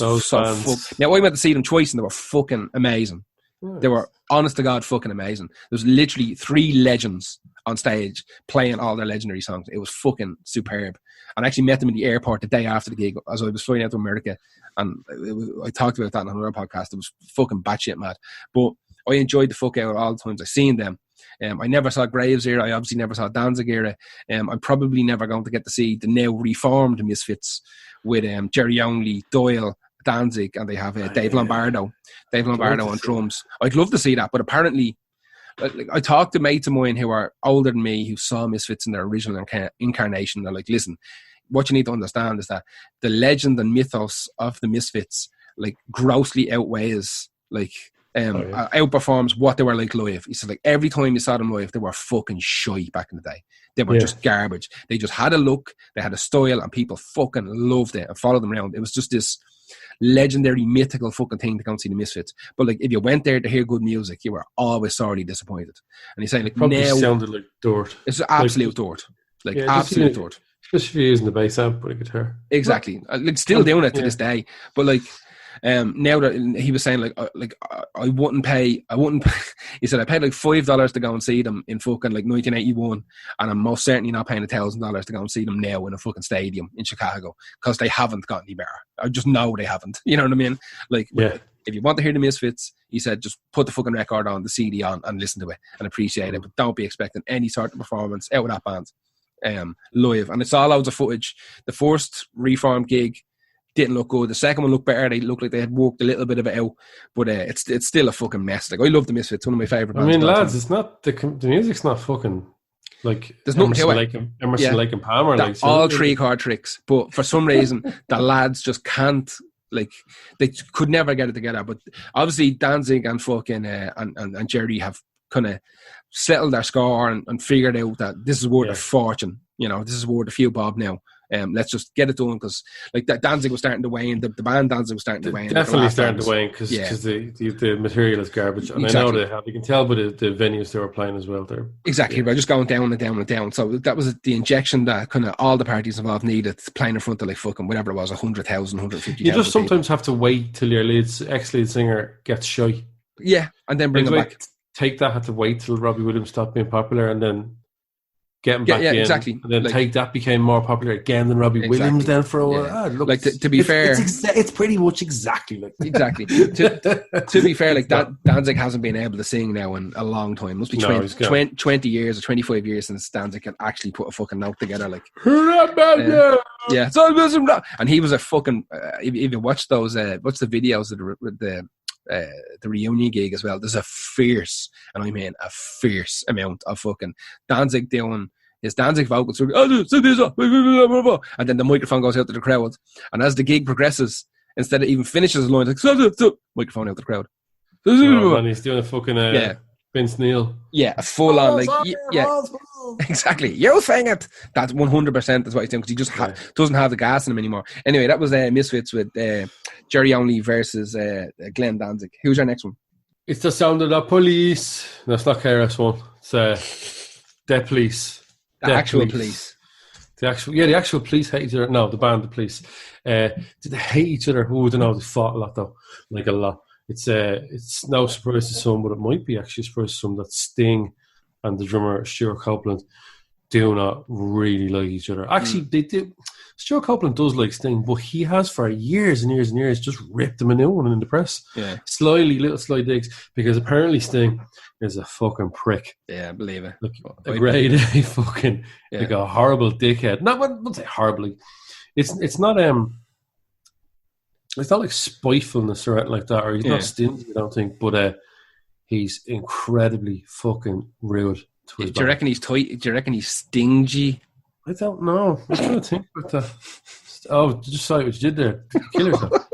The band split up in 1984 at the peak. Yeah. Of their fucking fame, after 5 monstrous albums. And apparently they would slag each other off badly, and there was physical fights. Bands don't like to talk about physical fights. It's very hard to find that information unless it's physical, or unless it's put in public, physical stuff in public. But a lot of bands, or they would say, we used to batter each other. It's an exaggeration.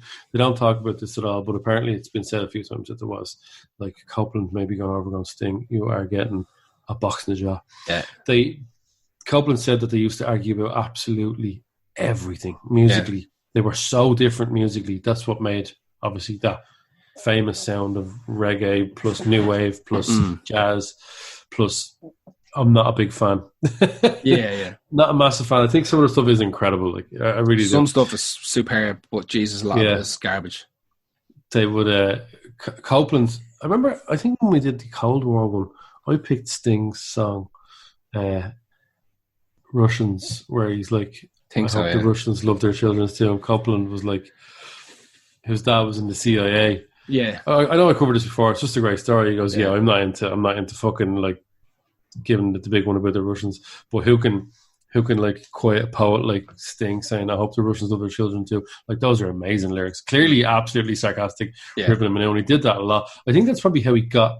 If you're in a band with an arsehole and you could get away with blowing off steam in interviews, if you could go, right, if I hold my tongue now, but that next interview I'll have a little sneaky dig at Sting. Yeah. But it wasn't just him. Mix it up a bit. Yeah, it wasn't just him, because Andy Summers, the guitarist from the Police, said he is like a fucking... He has that real former school teacher hothead who talk down to people like they're students and stuff like that. Yeah, and apparently he's like a posh fucking twat, like real holier than thou. He'd lash out at them in the middle of something. That's not how it's fucking played. That's not how we should fucking play. And apparently one time they were doing rehearsals in front of a lot of people, and Sting turned around and absolutely went through Andy Summers. And Andy Summers just looked around him and he looked at other people's faces going, "Holy fuck, Sting is a cunt." And it was then. And even Stuart Copeland said, like, on numerous occasions he would have loved, because he filmed a lot of the stuff. He used to film a lot of stuff with his camera. Like when they were traveling around the places, when they weren't playing music together, Stuart Copeland said they were dead on, best mates. When it came to actually playing music, he said, but I never got to record Sting being a cunt because I was playing drums. Yeah. I was always playing drums when he was being a cunt, so I could never get to actually do it. Never experienced it, yeah. They said Copeland sort of mellowed out. Now, this is the casting. You don't get anything from Sting. Sting hasn't said anything about this. He's not talking about this. Copeland would be the one blowing off steam in the press. So we don't really know. I reckon Sting just probably just like, I'm not going to talk about it. I don't want people to see the weak side of Sting. Yeah. So they did fight a lot. They did hate each other. Now they don't. They did a few comebacks. They did reunion gigs. The longest they ever did was just under a year for a reunion gig. And Copeland and Andy Summers said, "Look, I wouldn't do it for longer than that. It will go real pear-shaped, real fast," because they still did that. So I chose "Don't Stand So Close to Me" on stage.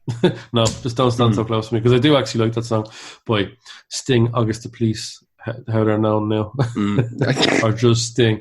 Yeah, I just get a real not bad vibe off Sting. I'd say he just looks like a teacher, a cunty teacher. He just looks like a prick. Let's be honest. He does. And he made an album with Shaggy, so we know he's a prick. Jesus, yeah. Who's your next one? My next one is Aerosmith. Right. I didn't know too much about this actually, because don't hate. I know you hate the name Aerosmith. I don't even hate it. I just know it's bad. Yeah, I don't hate Aerosmith, and I don't.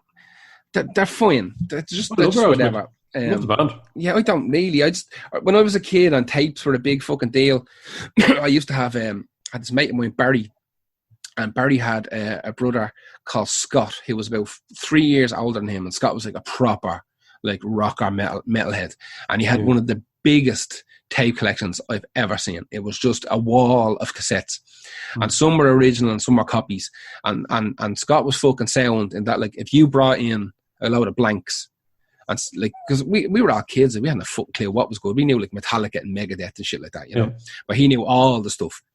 And what he would do is you bring him in a blank tape, and I had a good hi-fi, and he'd run you off a copy of it. So he got me like my first copy of the first Rage Against the Machine album, and I got like Anthrax Sound the White Noise off him, and I got like, what did I get? I got some fucking Aerosmith album off as well. That's kind of where I got exposed to them. But he used to say, like, listen, if you give me £2, this is back when there was pounds, not euros. If you give me £2, I'll get you an original cover to put your copy tape into.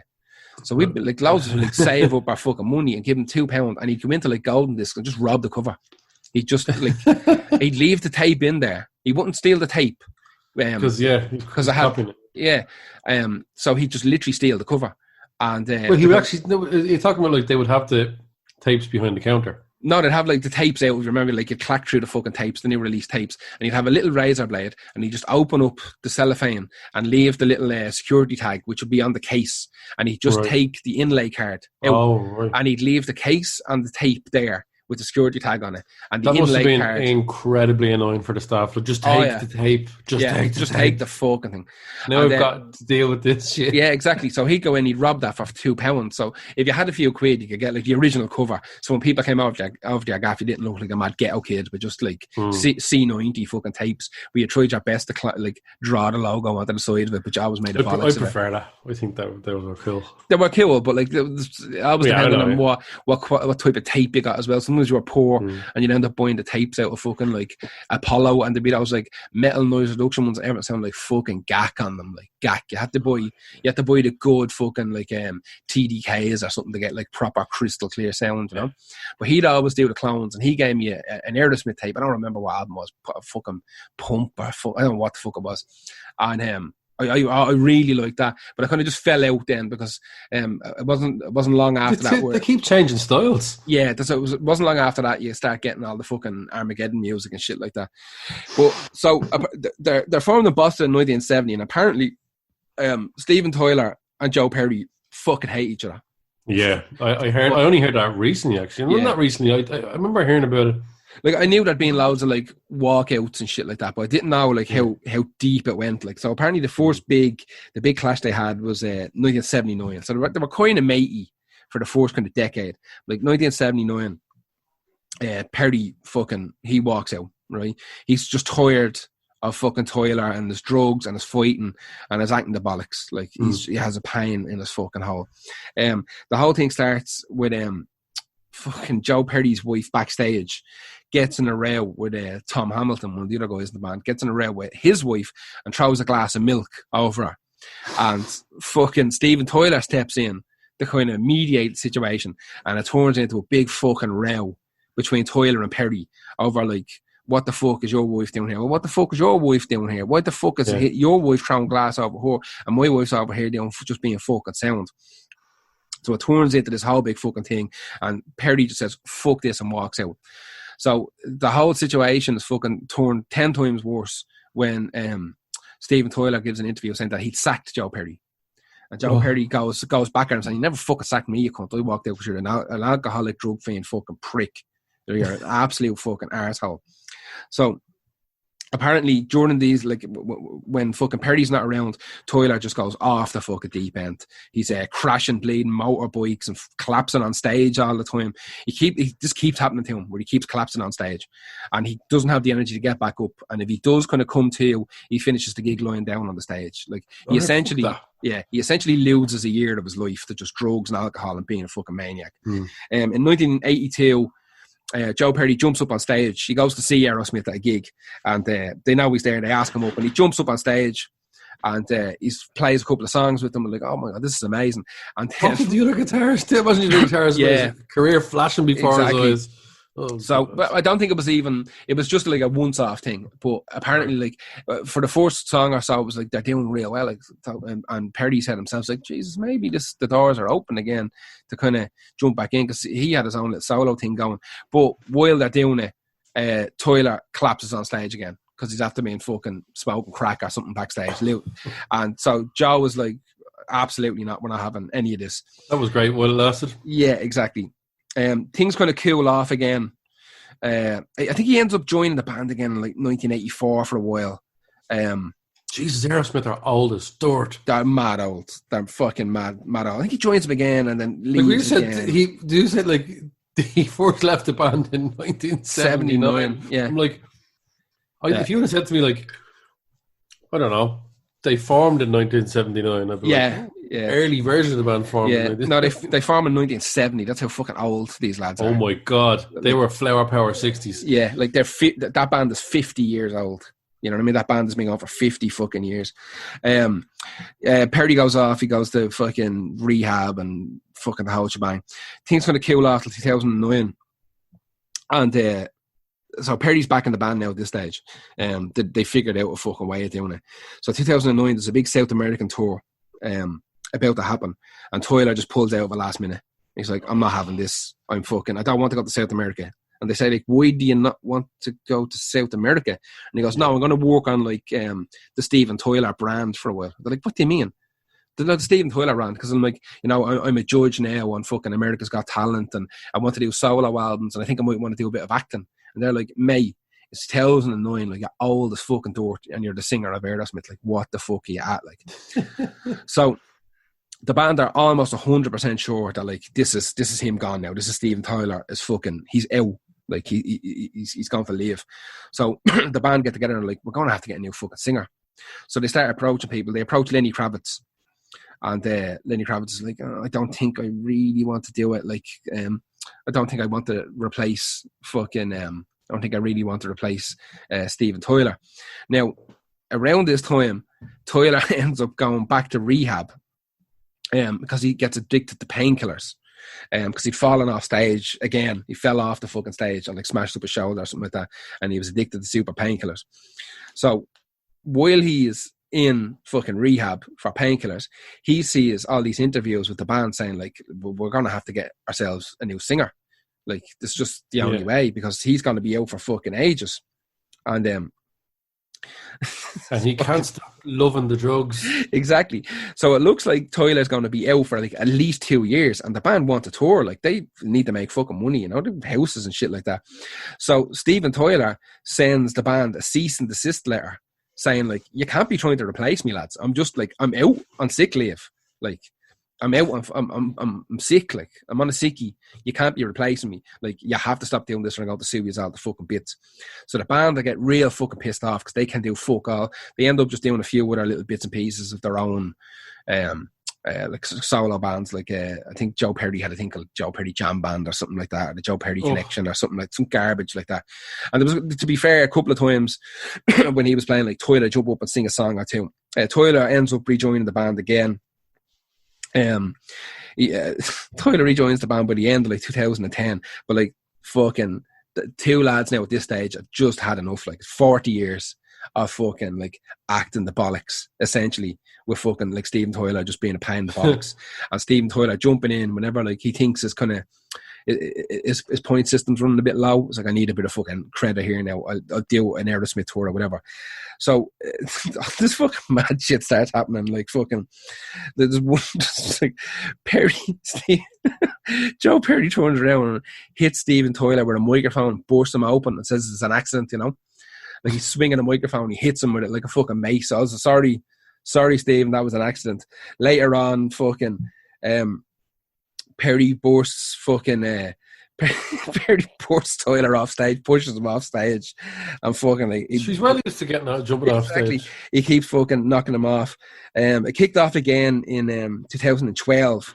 There was an episode of 60 Minutes aired, and it was all about like the history of Aerosmith, and there was a load of interviews that had been recorded like real early on in their career, and they were like, the lads were saying some not so great stuff about each other. Like, right. So that apparently that kicked off a load of like real high tensions again. So they kept on like hitting each other on microphones, pushing each other off stage, kicking each other in the hole, not talking to each other, only talking through management, all this kind of shit, you know. The band was essentially being run like a corporation. So last month, August 2020, the rhythm guitarist, a guy called Brad Whifford, he gave an interview saying like, I have a massive pain in my hole. It's been 50 years.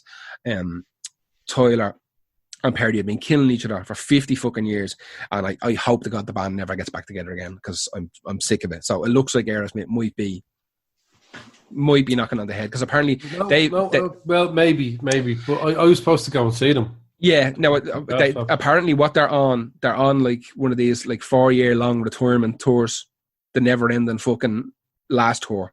Kiss-esque, that they've been on one of them for a while, but with COVID and all this type of shit, your man, like I said, the guitarist, now he could end up just fucking off himself. He might just say, I've had enough. But he said like I don't care if the band ever does anything ever again, because I've been paying me bollocks listening to them, and I hope it never happens. Probably just fade into obscurity. But that's Aerosmith, and it was Steven Tyler versus Joe Perry. They just haven't liked each other for essentially 40 years. Really and truly, mostly because he had been melted with a drug addict band member. Exactly, and he's been clean for a while now, Tyler. But he could be a cunt as well, though. On top of that, apparently he's just like, Aerosmith is a means to an end for him to kind of progress his own personal brand, and it's like the Steven Tyler thing. He wants Steven Tyler to be the brand, and essentially he wants it to be like Steven Tyler and Aerosmith, featuring Aerosmith. That's what he wants. Anyway, that was Aerosmith. Who's your next one? Simon and Garfunkel. Yeah, they hated each other, didn't they? They do not like each other at all. They were best friends since they were 11 years old. 11 years old. They started a band when they were 16 called Tom and Jerry. They man, looking at pictures of that Tom and Jerry band, like obviously black and white because it's 1955 or something like that. Mad looking at Simon and Garfunkel back then. So they started out as Tom and Jerry, had a semi-successful song called Hey Schoolgirl. All the songs flopped after that, so they called it a day in 1958. Now, apparently, Simon Garfunkel, I was about to call him. I thought that was one person. Honest to God, until I was about 20, I was like, fucking Simon Garfunkel. Simon, and it's because it's Simon and Garfunkel. Yeah. Apparently, since then, Garfunkel has never really gotten over that. The Tom and Jerry day. Like, that's mental. Yeah. So Paul Simon went off to try and do his own thing. So did Art Garfunkel. In 80? In 63, they bumped 1880. 18. Yeah, just that's fucking it. It's not far off. 63, this is when Aerosmith are starting to meet up, pretty sure. 63, they bump into each other. And like Garfunkel's like, what are you up to? He's like, I'm just doing some songs. He goes, listen. So Paul Simon plays him Sound of Silence, and he's like, oh shit, man. Yeah. That's unreal. Can like Gives a shot. Do that? Gives a shot at this, and we did this together. Because Simon was the songwriter. Yeah. And Garfunkel was the singer. He was obviously the better singer. And Paul Simon had a lot of like anxiety about his height and his higher voice and stuff like that. He's very small, wasn't he? Fucking tiny, man. Yeah. And that was a big thing for him. Yeah. And also Garfunkel is massive. He is a giant cunt with a big fuzzy head. Fuzzy head. Making him even taller. And Paul Simon's got a little flat haircut. Yeah, he's got a mad monk haircut. Jackass style fucking personality in him. So they start Simon and Garfunkel in 63 when there was a big, massive interest in folk music, and they put out The Sound of Silence with Columbia Records and all. And it goes nowhere. The album, Wednesday Morning, 3 a.m., sold really poorly, and they broke up again. Something happens, I don't know how, but in 65, a new version, maybe the record label went, fuck, that's actually a good song, let's try and put it out again. They overdubbed it with electric guitars and drums, and it became a massive song. And they released their second album, then Sound of Silence, and that blew up. And this is when they became like the big Simon and Garfunkel. That weren't going to break up this time, I swear. Yeah. So like I said, Paul Simon had issues with his height and stuff like that. He used to suffer a lot from depression because the rivalry started to grow massively at this stage. And their manager said that the two of them, he saw it like literally unfolding. They were getting bigger and bigger and bigger, and he just literally saw it unfolding before his eyes. Paul Simon apparently used to hate that people in the crowd thought that Garfunkel had written the songs. That's mad, because he's like, fuck it, I'm the one who wrote them. He's clearly the better singer. He's the better singer, but I'm not having the fact that I just look like the guy playing guitar along with him like that. Yeah. And on the other side of the coin, Art Garfunkel knew that Paul Simon wrote all the songs and controlled the entire future of the band. Yeah. And he just remembers what happened with Tom and Jerry. As soon as Paul Simon calls it quits, it's quits. So you're living on the edge of that all the time. Yeah. Garfunkel said that when he was asked about Tom and Jerry, he said, "I never ever forget, and I'll never forgive him." I was like, shit, right. So there you go. He said it now. Yeah. The relationship broke down when they were recording Bridge Over Troubled Water. But here's the matter one. I didn't notice. They might have survived that, but they're never going to survive this. That movie Catch-22, based on the book, the Joseph Heller book, I think I've only read half. I'm terrible at fucking reading. I wanted to, because Catch-22 is a great book. From what I read of it, it was deadly. But they're making a movie of a Mike Nichols version of it. And they asked Simon and Garfunkel to be in the film. And Garfunkel was like fourth on the bill, because he actually was handy with a bit of acting. And Paul Simon's little role was cut from the film. Paul Simon said he was disappointed for a while, but he got over it because he was still Simon and Garfunkel. Yeah. But the problem was they had to recut some scenes with Garfunkel and a cut in, and he chose to do that instead of tour, start the recording and touring. Yeah.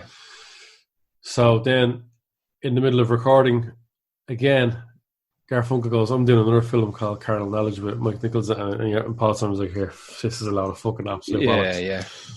So I'd read something about acting. I don't know where the fuck I read it, but about one of them wanting to do a load more acting and kind of wanting to move into that and kind of fucking up, being part of the dynamic. I didn't know that it was Catch-22 though. I think they remade that a while ago, I think, with George Clooney and stuff like that. But it's one of those books I've had for ages and I've never read it.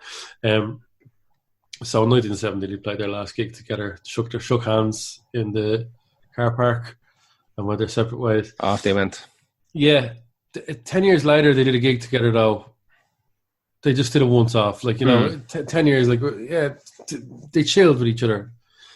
So Paul Simon never really said too much about him in the press book.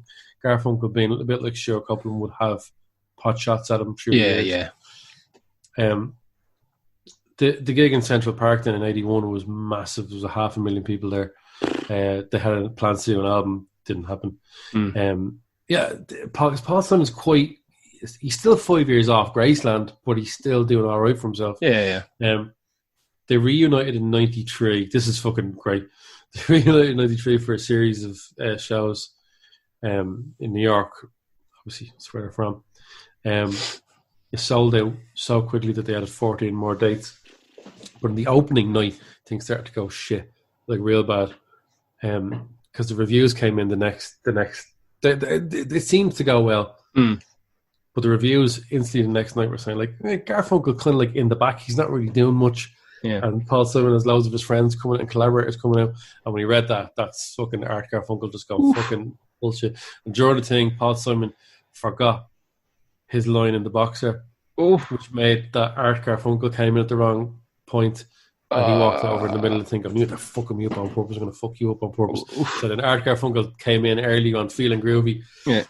Stopped singing actually for a part of it, and then that fucked Paul Simon up. And they're like, when you're pulling that shit on stage at that level, they didn't unacceptable.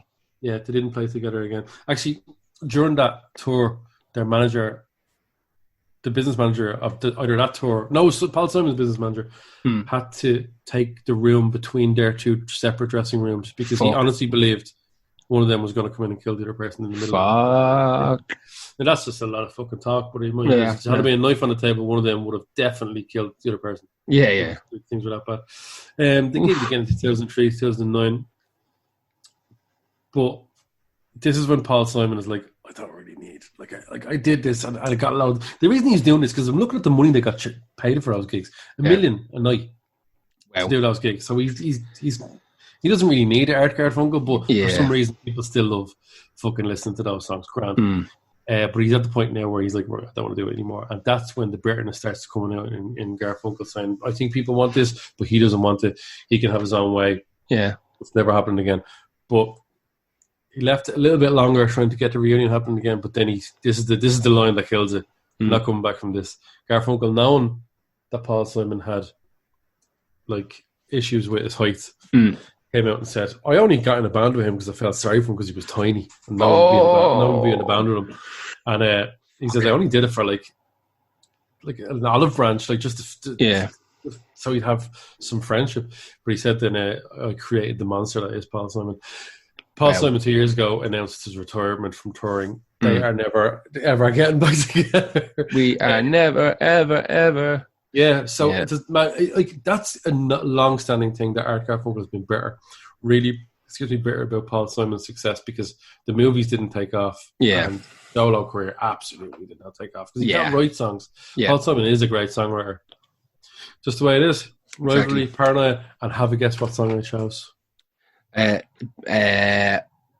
know. Bridge Over Troubled Water. Jesus. Of course. Who's the next one? My last one. Your last one? My last one is Guns N' Roses. Oh, Jesus. Yeah. How long have we got? Yeah. Now, once again, this is another Beach Boys-esque situation. I'm just going to give you a load of little bits, and you're going to have to read one of the fucking several teen books that have been written about this. So I picked Back Off Bitch off Use Your Illusion 1. It's a great little song. I used to hate Use Your Illusion 1 and prefer 2, and then now I'm kind of even Stevens on the two of them, to be honest with you. Yeah. I like the two kind of equally. So I obviously think the two of them are good, but messy as fuck. Yeah. I mean, nothing touches fucking Appetite, but there's too much. Like, it shouldn't have been. It shouldn't have happened. I think I told the story before, as I wasn't allowed to go to Slane to see them, but I had a mate bring me back a T-shirt, and it was half the Use Your Illusion 1 and half Use Your Illusion 2, sort of like in a yellow and orange and the blue and purple, and the screen printing it was so heavy that it tore the nipples off me. Yes, like literally, like I was only a baby. I was going. I remember you were telling me when you sit down, like the print would rise up like on its own. Like, exactly. Like it hit the bottom of the table and rise up by itself. It was the print to the T-shirt. So thick, like it was shocking. It was like an old A4 pad stuck to a T-shirt, and it was so heavy. You'd never buy a T-shirt like that now. Like buying a T-shirt like that. I reckon that got stuck under the fucking press and just got multiple. Print. Yeah, it was got so thick. I think even my ma still talks about that. How much of a cunt that T-shirt was to watch and all. Because I kept like crying. I mean nipples, because they're in bits, lad. They were in bits, scabs and all on them. Because I had to wear the T-shirt. It was like a real T-shirt, you know. And you still had problems with that console years later. Yeah, exactly. Yeah, it's secondary problems from the Use Your Illusion T-shirt that tore the nipples at me. You've got Guns N' Roses ink in your nipples. Exactly. Yeah, one's orange and one's blue. Anyway, listen, this is Slash versus Axl. Everybody in Guns N' Roses is a fucking disaster. Every one of them should have been locked away a long time ago, and none of them ever really came out kind of normal. The closest thing to normal that you'd maybe find out, maybe someone like Slash. They all just became incredibly boring in their old age. None of them kept any sort of edge to them. At one time they're the most dangerous band in the world, and now they're just in danger of dying of fucking old people diseases. Like, they didn't keep any coolness to them whatsoever. Like, I think Duff was kind of cool. Maybe, but like fucking Elton John is cooler than everybody in Guns N' Roses right now. Do you know what I mean? Like, he's fucking. That's an unfair bar to set up. Yeah, like that's like there's 10 times more rock and roll than everybody in GNR now. But back in the day, Guns N' Roses were like considered to be the most dangerous band in the world. Like, it was indescribable what they were fucking up to and what they were doing to each other and other people. So the grief kind of starts. The proper grief starts around 96 after the release of the Spaghetti Incident, and there was rumours like down the rounds that like Axl was like fully fucking off the meds. He's having fucking none of this. He wants everybody to sign contracts stating that they're kind of employees of Axl Rose and Guns N' Roses. Izzy Stradlin and Steven Adler are like, I'm fucking out of here. See you later. Slash says, a kick in the face, man. You're employees. Exactly. So Slash says the same. He's like, I am fucking out of here. Like I said, he wanted everybody to sign these fucking contracts, which would essentially turn them into session musicians. So this is fucking the big thing that starts Axl versus Slash. So it's 96. Slash walks away. But what really kicks it off is 1991. Slash is asked to perform with Michael Jackson. Right?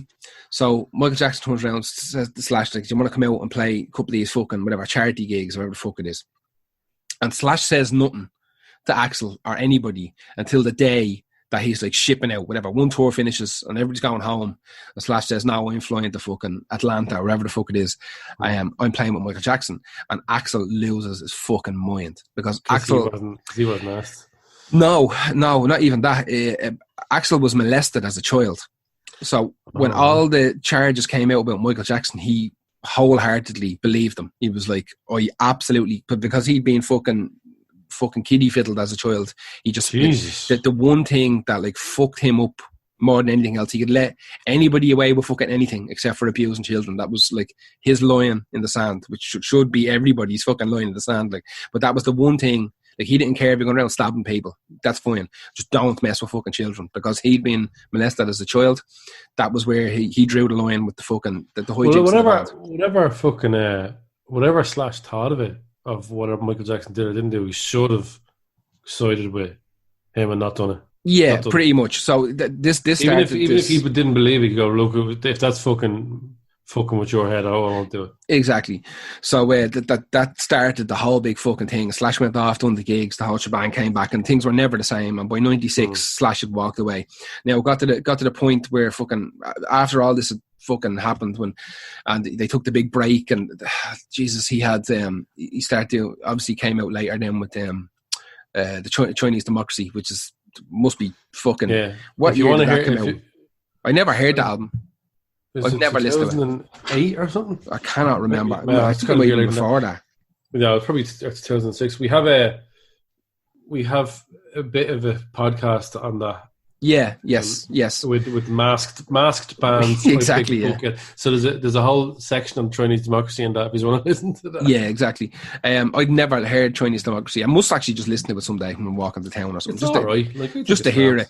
But apparently, like when he was 2008, actually 2008. There you go. So apparently when GNR were doing gigs off the back of Chinese Democracy, and they were doing stuff before that as well with all these hired hands that Axl had brought in, like he had security at the door, not like denying entry to people who were wearing T-shirts that had Slash's face on them. Oh, here. Yeah, so if they came in, you wouldn't have got in with your big giant fucking A4 print. Yeah, exactly. I know you would have. That's just you just had. Oh, you're grand. You just had the album cover. The album cover. They were perfectly fine. But if I had like the Appetite or something in the cartoon version of Slash, not allowed in. Like Axl says, you're not allowed to come in if you're wearing that. He fucking stopped the gig for someone was pointing at. Yeah, someone had just Slash on their T-shirt. Yeah, there was murder over that. Yeah, someone had like a Slash's Snake Pit T-shirt or something like that. He stopped the gig, going fucking mad. Yeah. So it came to light then later that one of the reasons the Michael Jackson thing wasn't the only thing that kind of drove Axl and Slash kind of the divide even further. Apparently there was a time, I can't remember what fucking year, I wrote it down and then I scribbled it out by accident, but there was one tour that Axl did not want to do. He was in bits, he was meant to be going to rehab, the whole shebang, and he was essentially forced into doing this fucking tour by the rest of the band, spearheaded by Slash. Slash was like, I've got fucking bills to pay, we have to do this fucking tour. You know, if you ever wanted to be a band again, you're doing this fucking tour. And Axl took that, like after the tour, Axl took that to mean that like essentially Slash was trying to kill Axl because he knew Axl was going to go and fucking drink and drug bender on this tour. It was just bound to fucking happen. So so he was like, you're not protecting me. Exactly. So he was like, you trying to fucking kill me. Like that's what Axl thought. He thought that Slash had kind of got the band together to try and kill him on the road so they could be rid of him, because the band had a pain in the bollocks for Axl showing up late to gigs. They'd be showing up by fucking whatever 7 o'clock, meant to go on stage at 7:30, and Axl wouldn't rock up then until like fucking 10 o'clock at night, and this was happening all the time. They did it in Ireland and loads of places. Yeah. So apparently there was murder over this. Like the rest of the band hated the fact that he'd always arrive late to gigs, like usually 3-4 hours. So Slash went on, he'd done Velvet Revolver, Axl released Chinese Democracy. So 2009, Axl's quoted as saying like, one of us will have to die before there's ever a GNR reunion. Yeah. And obviously there was. So things can be put aside. I saw them playing for 84 hours in a row. Honestly, I saw them at Grasshopper a few years ago, and like, you'd want to be a Guns N' Roses mega fan. Really? Because that was great if you're a Monster fan. Like, I was there with like Monster fans, and they were like, that was amazing. They did that song. Didn't expect them. But I was just like, yeah, man, I don't think that's that good of a song. Like, but that's just weird. Yeah, fuck me, that was a long gig. Well, apparently what they used to do was, what they were doing in the reunion gigs was that like Axl's voice would get blown out real easy, so they'd rely on like big, mad, extended solos from Slash for him to get his breath back. Oh God, yeah, he did. Oh God. So that was a big, like almost every song had a solo that was like 4 or 5 times longer than it was meant to be. So like, and he kept doing that. I saw him live with fucking Miles face. Yeah, and that lad can sing No Water for hours, and he still did those solos, and they were awful. Yeah, he's not the greatest. Bad solos, and he's my favourite solo fucking guitarist. Yeah, he's done some of the best ones. He's done some of the best ones, but it's. I always found that like there's half of the GNR stuff. Some of the Slash solos are real soulful, fucking slick, fucking like deadly pieces, and then every now and again there'll be just one in there that's just this fucking like mess. Like, not quite Kerry King mess, but he one that's just like, like, again, go on for fucking too long. So yeah, them two lads spent about roughly 20 years not talking to each other. I don't even know whether they're talking to each other now with the reunion gigs. I'm not entirely sure. I'm sure they have to be. Money is a big fucking factor in this entire thing, like, and it will continue to be. Like we talked about it with like Rage getting back together again. There's a couple of these. We said it before on the breakup podcast. There's a couple of these bands I just don't foresee ever getting back together again. But like obviously, enough time had passed for GNR to say fuck it, let's just bang it out. Like I never thought I'd see a Misfits reunion. I never thought I'd see a Guns N' Roses reunion. Rage Against the Machine just didn't even break up. They just kind of dissolved. So that's 50-50. But fucking apparently they don't like each other though. Morello and they don't like Zach. Apparently is a cunt. Nobody likes Zach in the band. Apparently he's a nightmare. I was thinking like it's mad, right? There's some bands who have been out of the scene so long, not the lead singers or the lead guitarists. It's usually like the drummer or the bassist, and they'd fucking pay their money to just feel that again. But here's the thing: they don't have to. They are getting paid $1 million or something mad to do. So they're mad for it, and they're just waiting around on the lead singer to maybe go, yeah, okay, let's do it. Yeah, it must be fucking torture. I'd say so. Being someone who's like, I don't know, who's already gone off to do their own thing solo and are doing grand and don't need it. And you're like, please do shit so you can come back, like fucking Misfits, whatever. Yeah, all these examples. I always think of like the with a lot of these bands where they do break up. You got like the singer, or like you said, the kind of there's always like a famous guitarist. They all inevitably end up doing something to keep them kind of making music and touring and doing shit. But a lot of the poor old drummers and bassists, like they must live like a smaller life. Like they probably have a lovely house. Do you know what I mean? Yeah, or a lovely apartment. But like especially if it's not split for like 4-6 ways, exactly. Like that, they probably have a comfortable. They probably have a comfortable life. But what they look at, like what the singer has, and it's like this cunt owns like 7 ranches in Idaho, and he's got fucking this and a plane and everything. And I'm here like with the same fucking guitar that's been using for 30 years in me flat. And his chance for a career after the band breaks up is very slim. It's slim compared to this. Like his only chance is to get that band back together again and milk out another tour or two. You know, just turn around to the wife and say, listen, I'm going to be gone for 6 months, but I'm going to come back with a couple of million. You can join other big bands as well, but it can happen that they're exactly after a certain age. Anyway, that was Guns N' Roses. Like I said, you want the real story, the in-depth story, go and buy one of the fucking books or watch one of the documentaries about it. Who was your last one? My last one is the Everly Brothers. I know you've covered them before, but I can't remember, was it involving them not liking each other? Phil and Don Everly. Yeah, one of the biggest rock duos in history. It's easy to forget how Everly Brothers are. Yeah. Like we know like big, but like reading about them, like fucking monstrous, monstrously successful.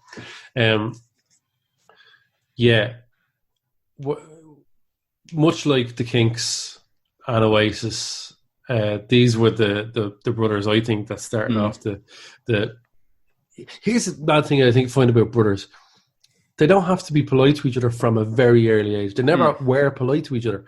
Politeness wasn't ever a thing. They never got introduced as, oh, hello, how are you? Like, it was just automatically fucking remember horrible shit from when they were a kid. Now, I don't know how bad their relationship was growing up, but it didn't go well. In 1973, when they were playing in California, Don Everly was smashed out of his mind, messing up all his guitar parts. Having a great time.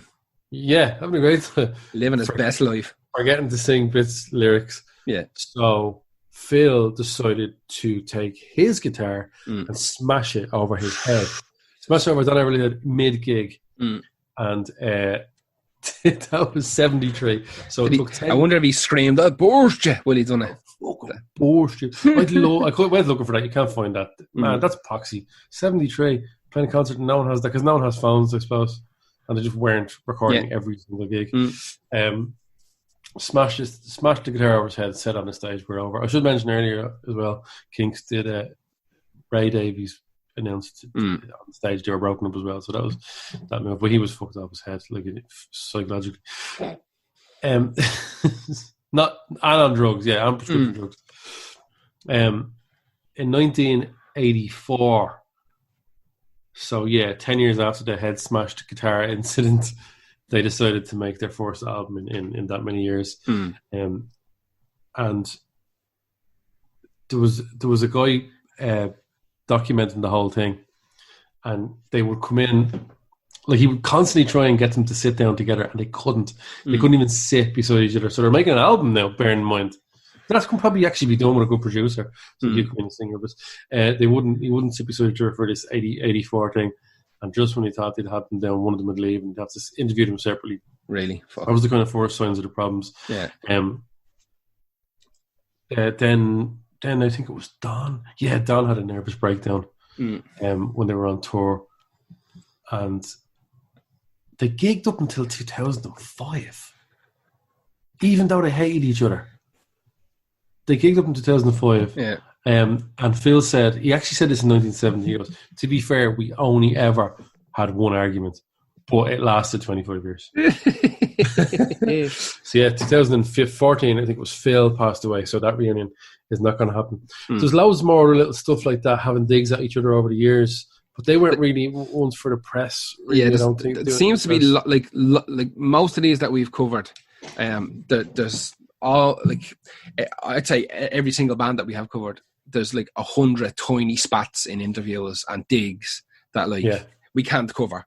Like we're giving the me here, but the fucking the old sprouts and the corn are fucking they're hidden away in interviews. Yeah, like there's a lot more of the Everly Brothers talk about, but it was just I can't make them all mad long ones. Yeah, exactly. Yeah. But I think the first sign of it was the 60s when like I said, Don was addicted to prescription drugs and had to quit the tour, even Phil Everly to do the Everly Brothers on his own for the rest of the tour. And sometimes you don't forgive a bandmate over drugs because it's their fault. That's what they would consider. Exactly. Yeah. Whatever you think about it, whatever anyone thinks about it, they're like, no, that's bullshit. That could have been avoided. You're a week to let that happen. And they never forget it. That's the Everly Brothers. That's the end of our... the song was Love Hurts. Love Hurts. And that is the end of our No Love Lost podcast where we talked about bands who didn't get on. They doesn't be doing a like upon each other. Listen, we're back on Saturday with another live show. I don't know whether it's TV or radio. We'll figure it out this week. We'll be back next Monday with another podcast. If you like what we do and you want to support us, you can go to patreon.com/Lost Art Podcast. You can go to lostartpodcast.com as well. It has all our links and all our bullshit up there. We're on Facebook. Just go to Facebook and type in Lost Art Podcast. You'll find us. We're always putting up nonsense up there. We're on Twitter and we're on Instagram as well. Just again, it's all just junk for promoting the podcast, but you can do us all a favor by just sharing it out, telling your mates, liking it, fucking whatever. Just the word of mouth is more important now. We seem to be right on the cusp of the podcast kind of taking the next step up the ladder. We're constantly kind of moving up in the charts and doing better, and there's more people listening to us, but we're not seeing that being reflected. So do us a favour. I know there's loads of you that do. Thank you very much. You're keeping up fucking solid, but there's a fucking shit ton of you bastards at home who are just listening and not doing anything. Do us a solid. Just share it. That's all. You don't have to sign up to the Patreon if you don't want to. Just share it out. Tell your mates. Give us an L rate or a review or something on fucking your podcast app. Jesus, even disagree for folks. Even disagree for folks. Give out. Call us saps. Tell us we're wrong. Whatever. Do something. Any sort of interaction is good. That's it for this week. We're back again in a week's time with a fresh podcast. See you then. Right.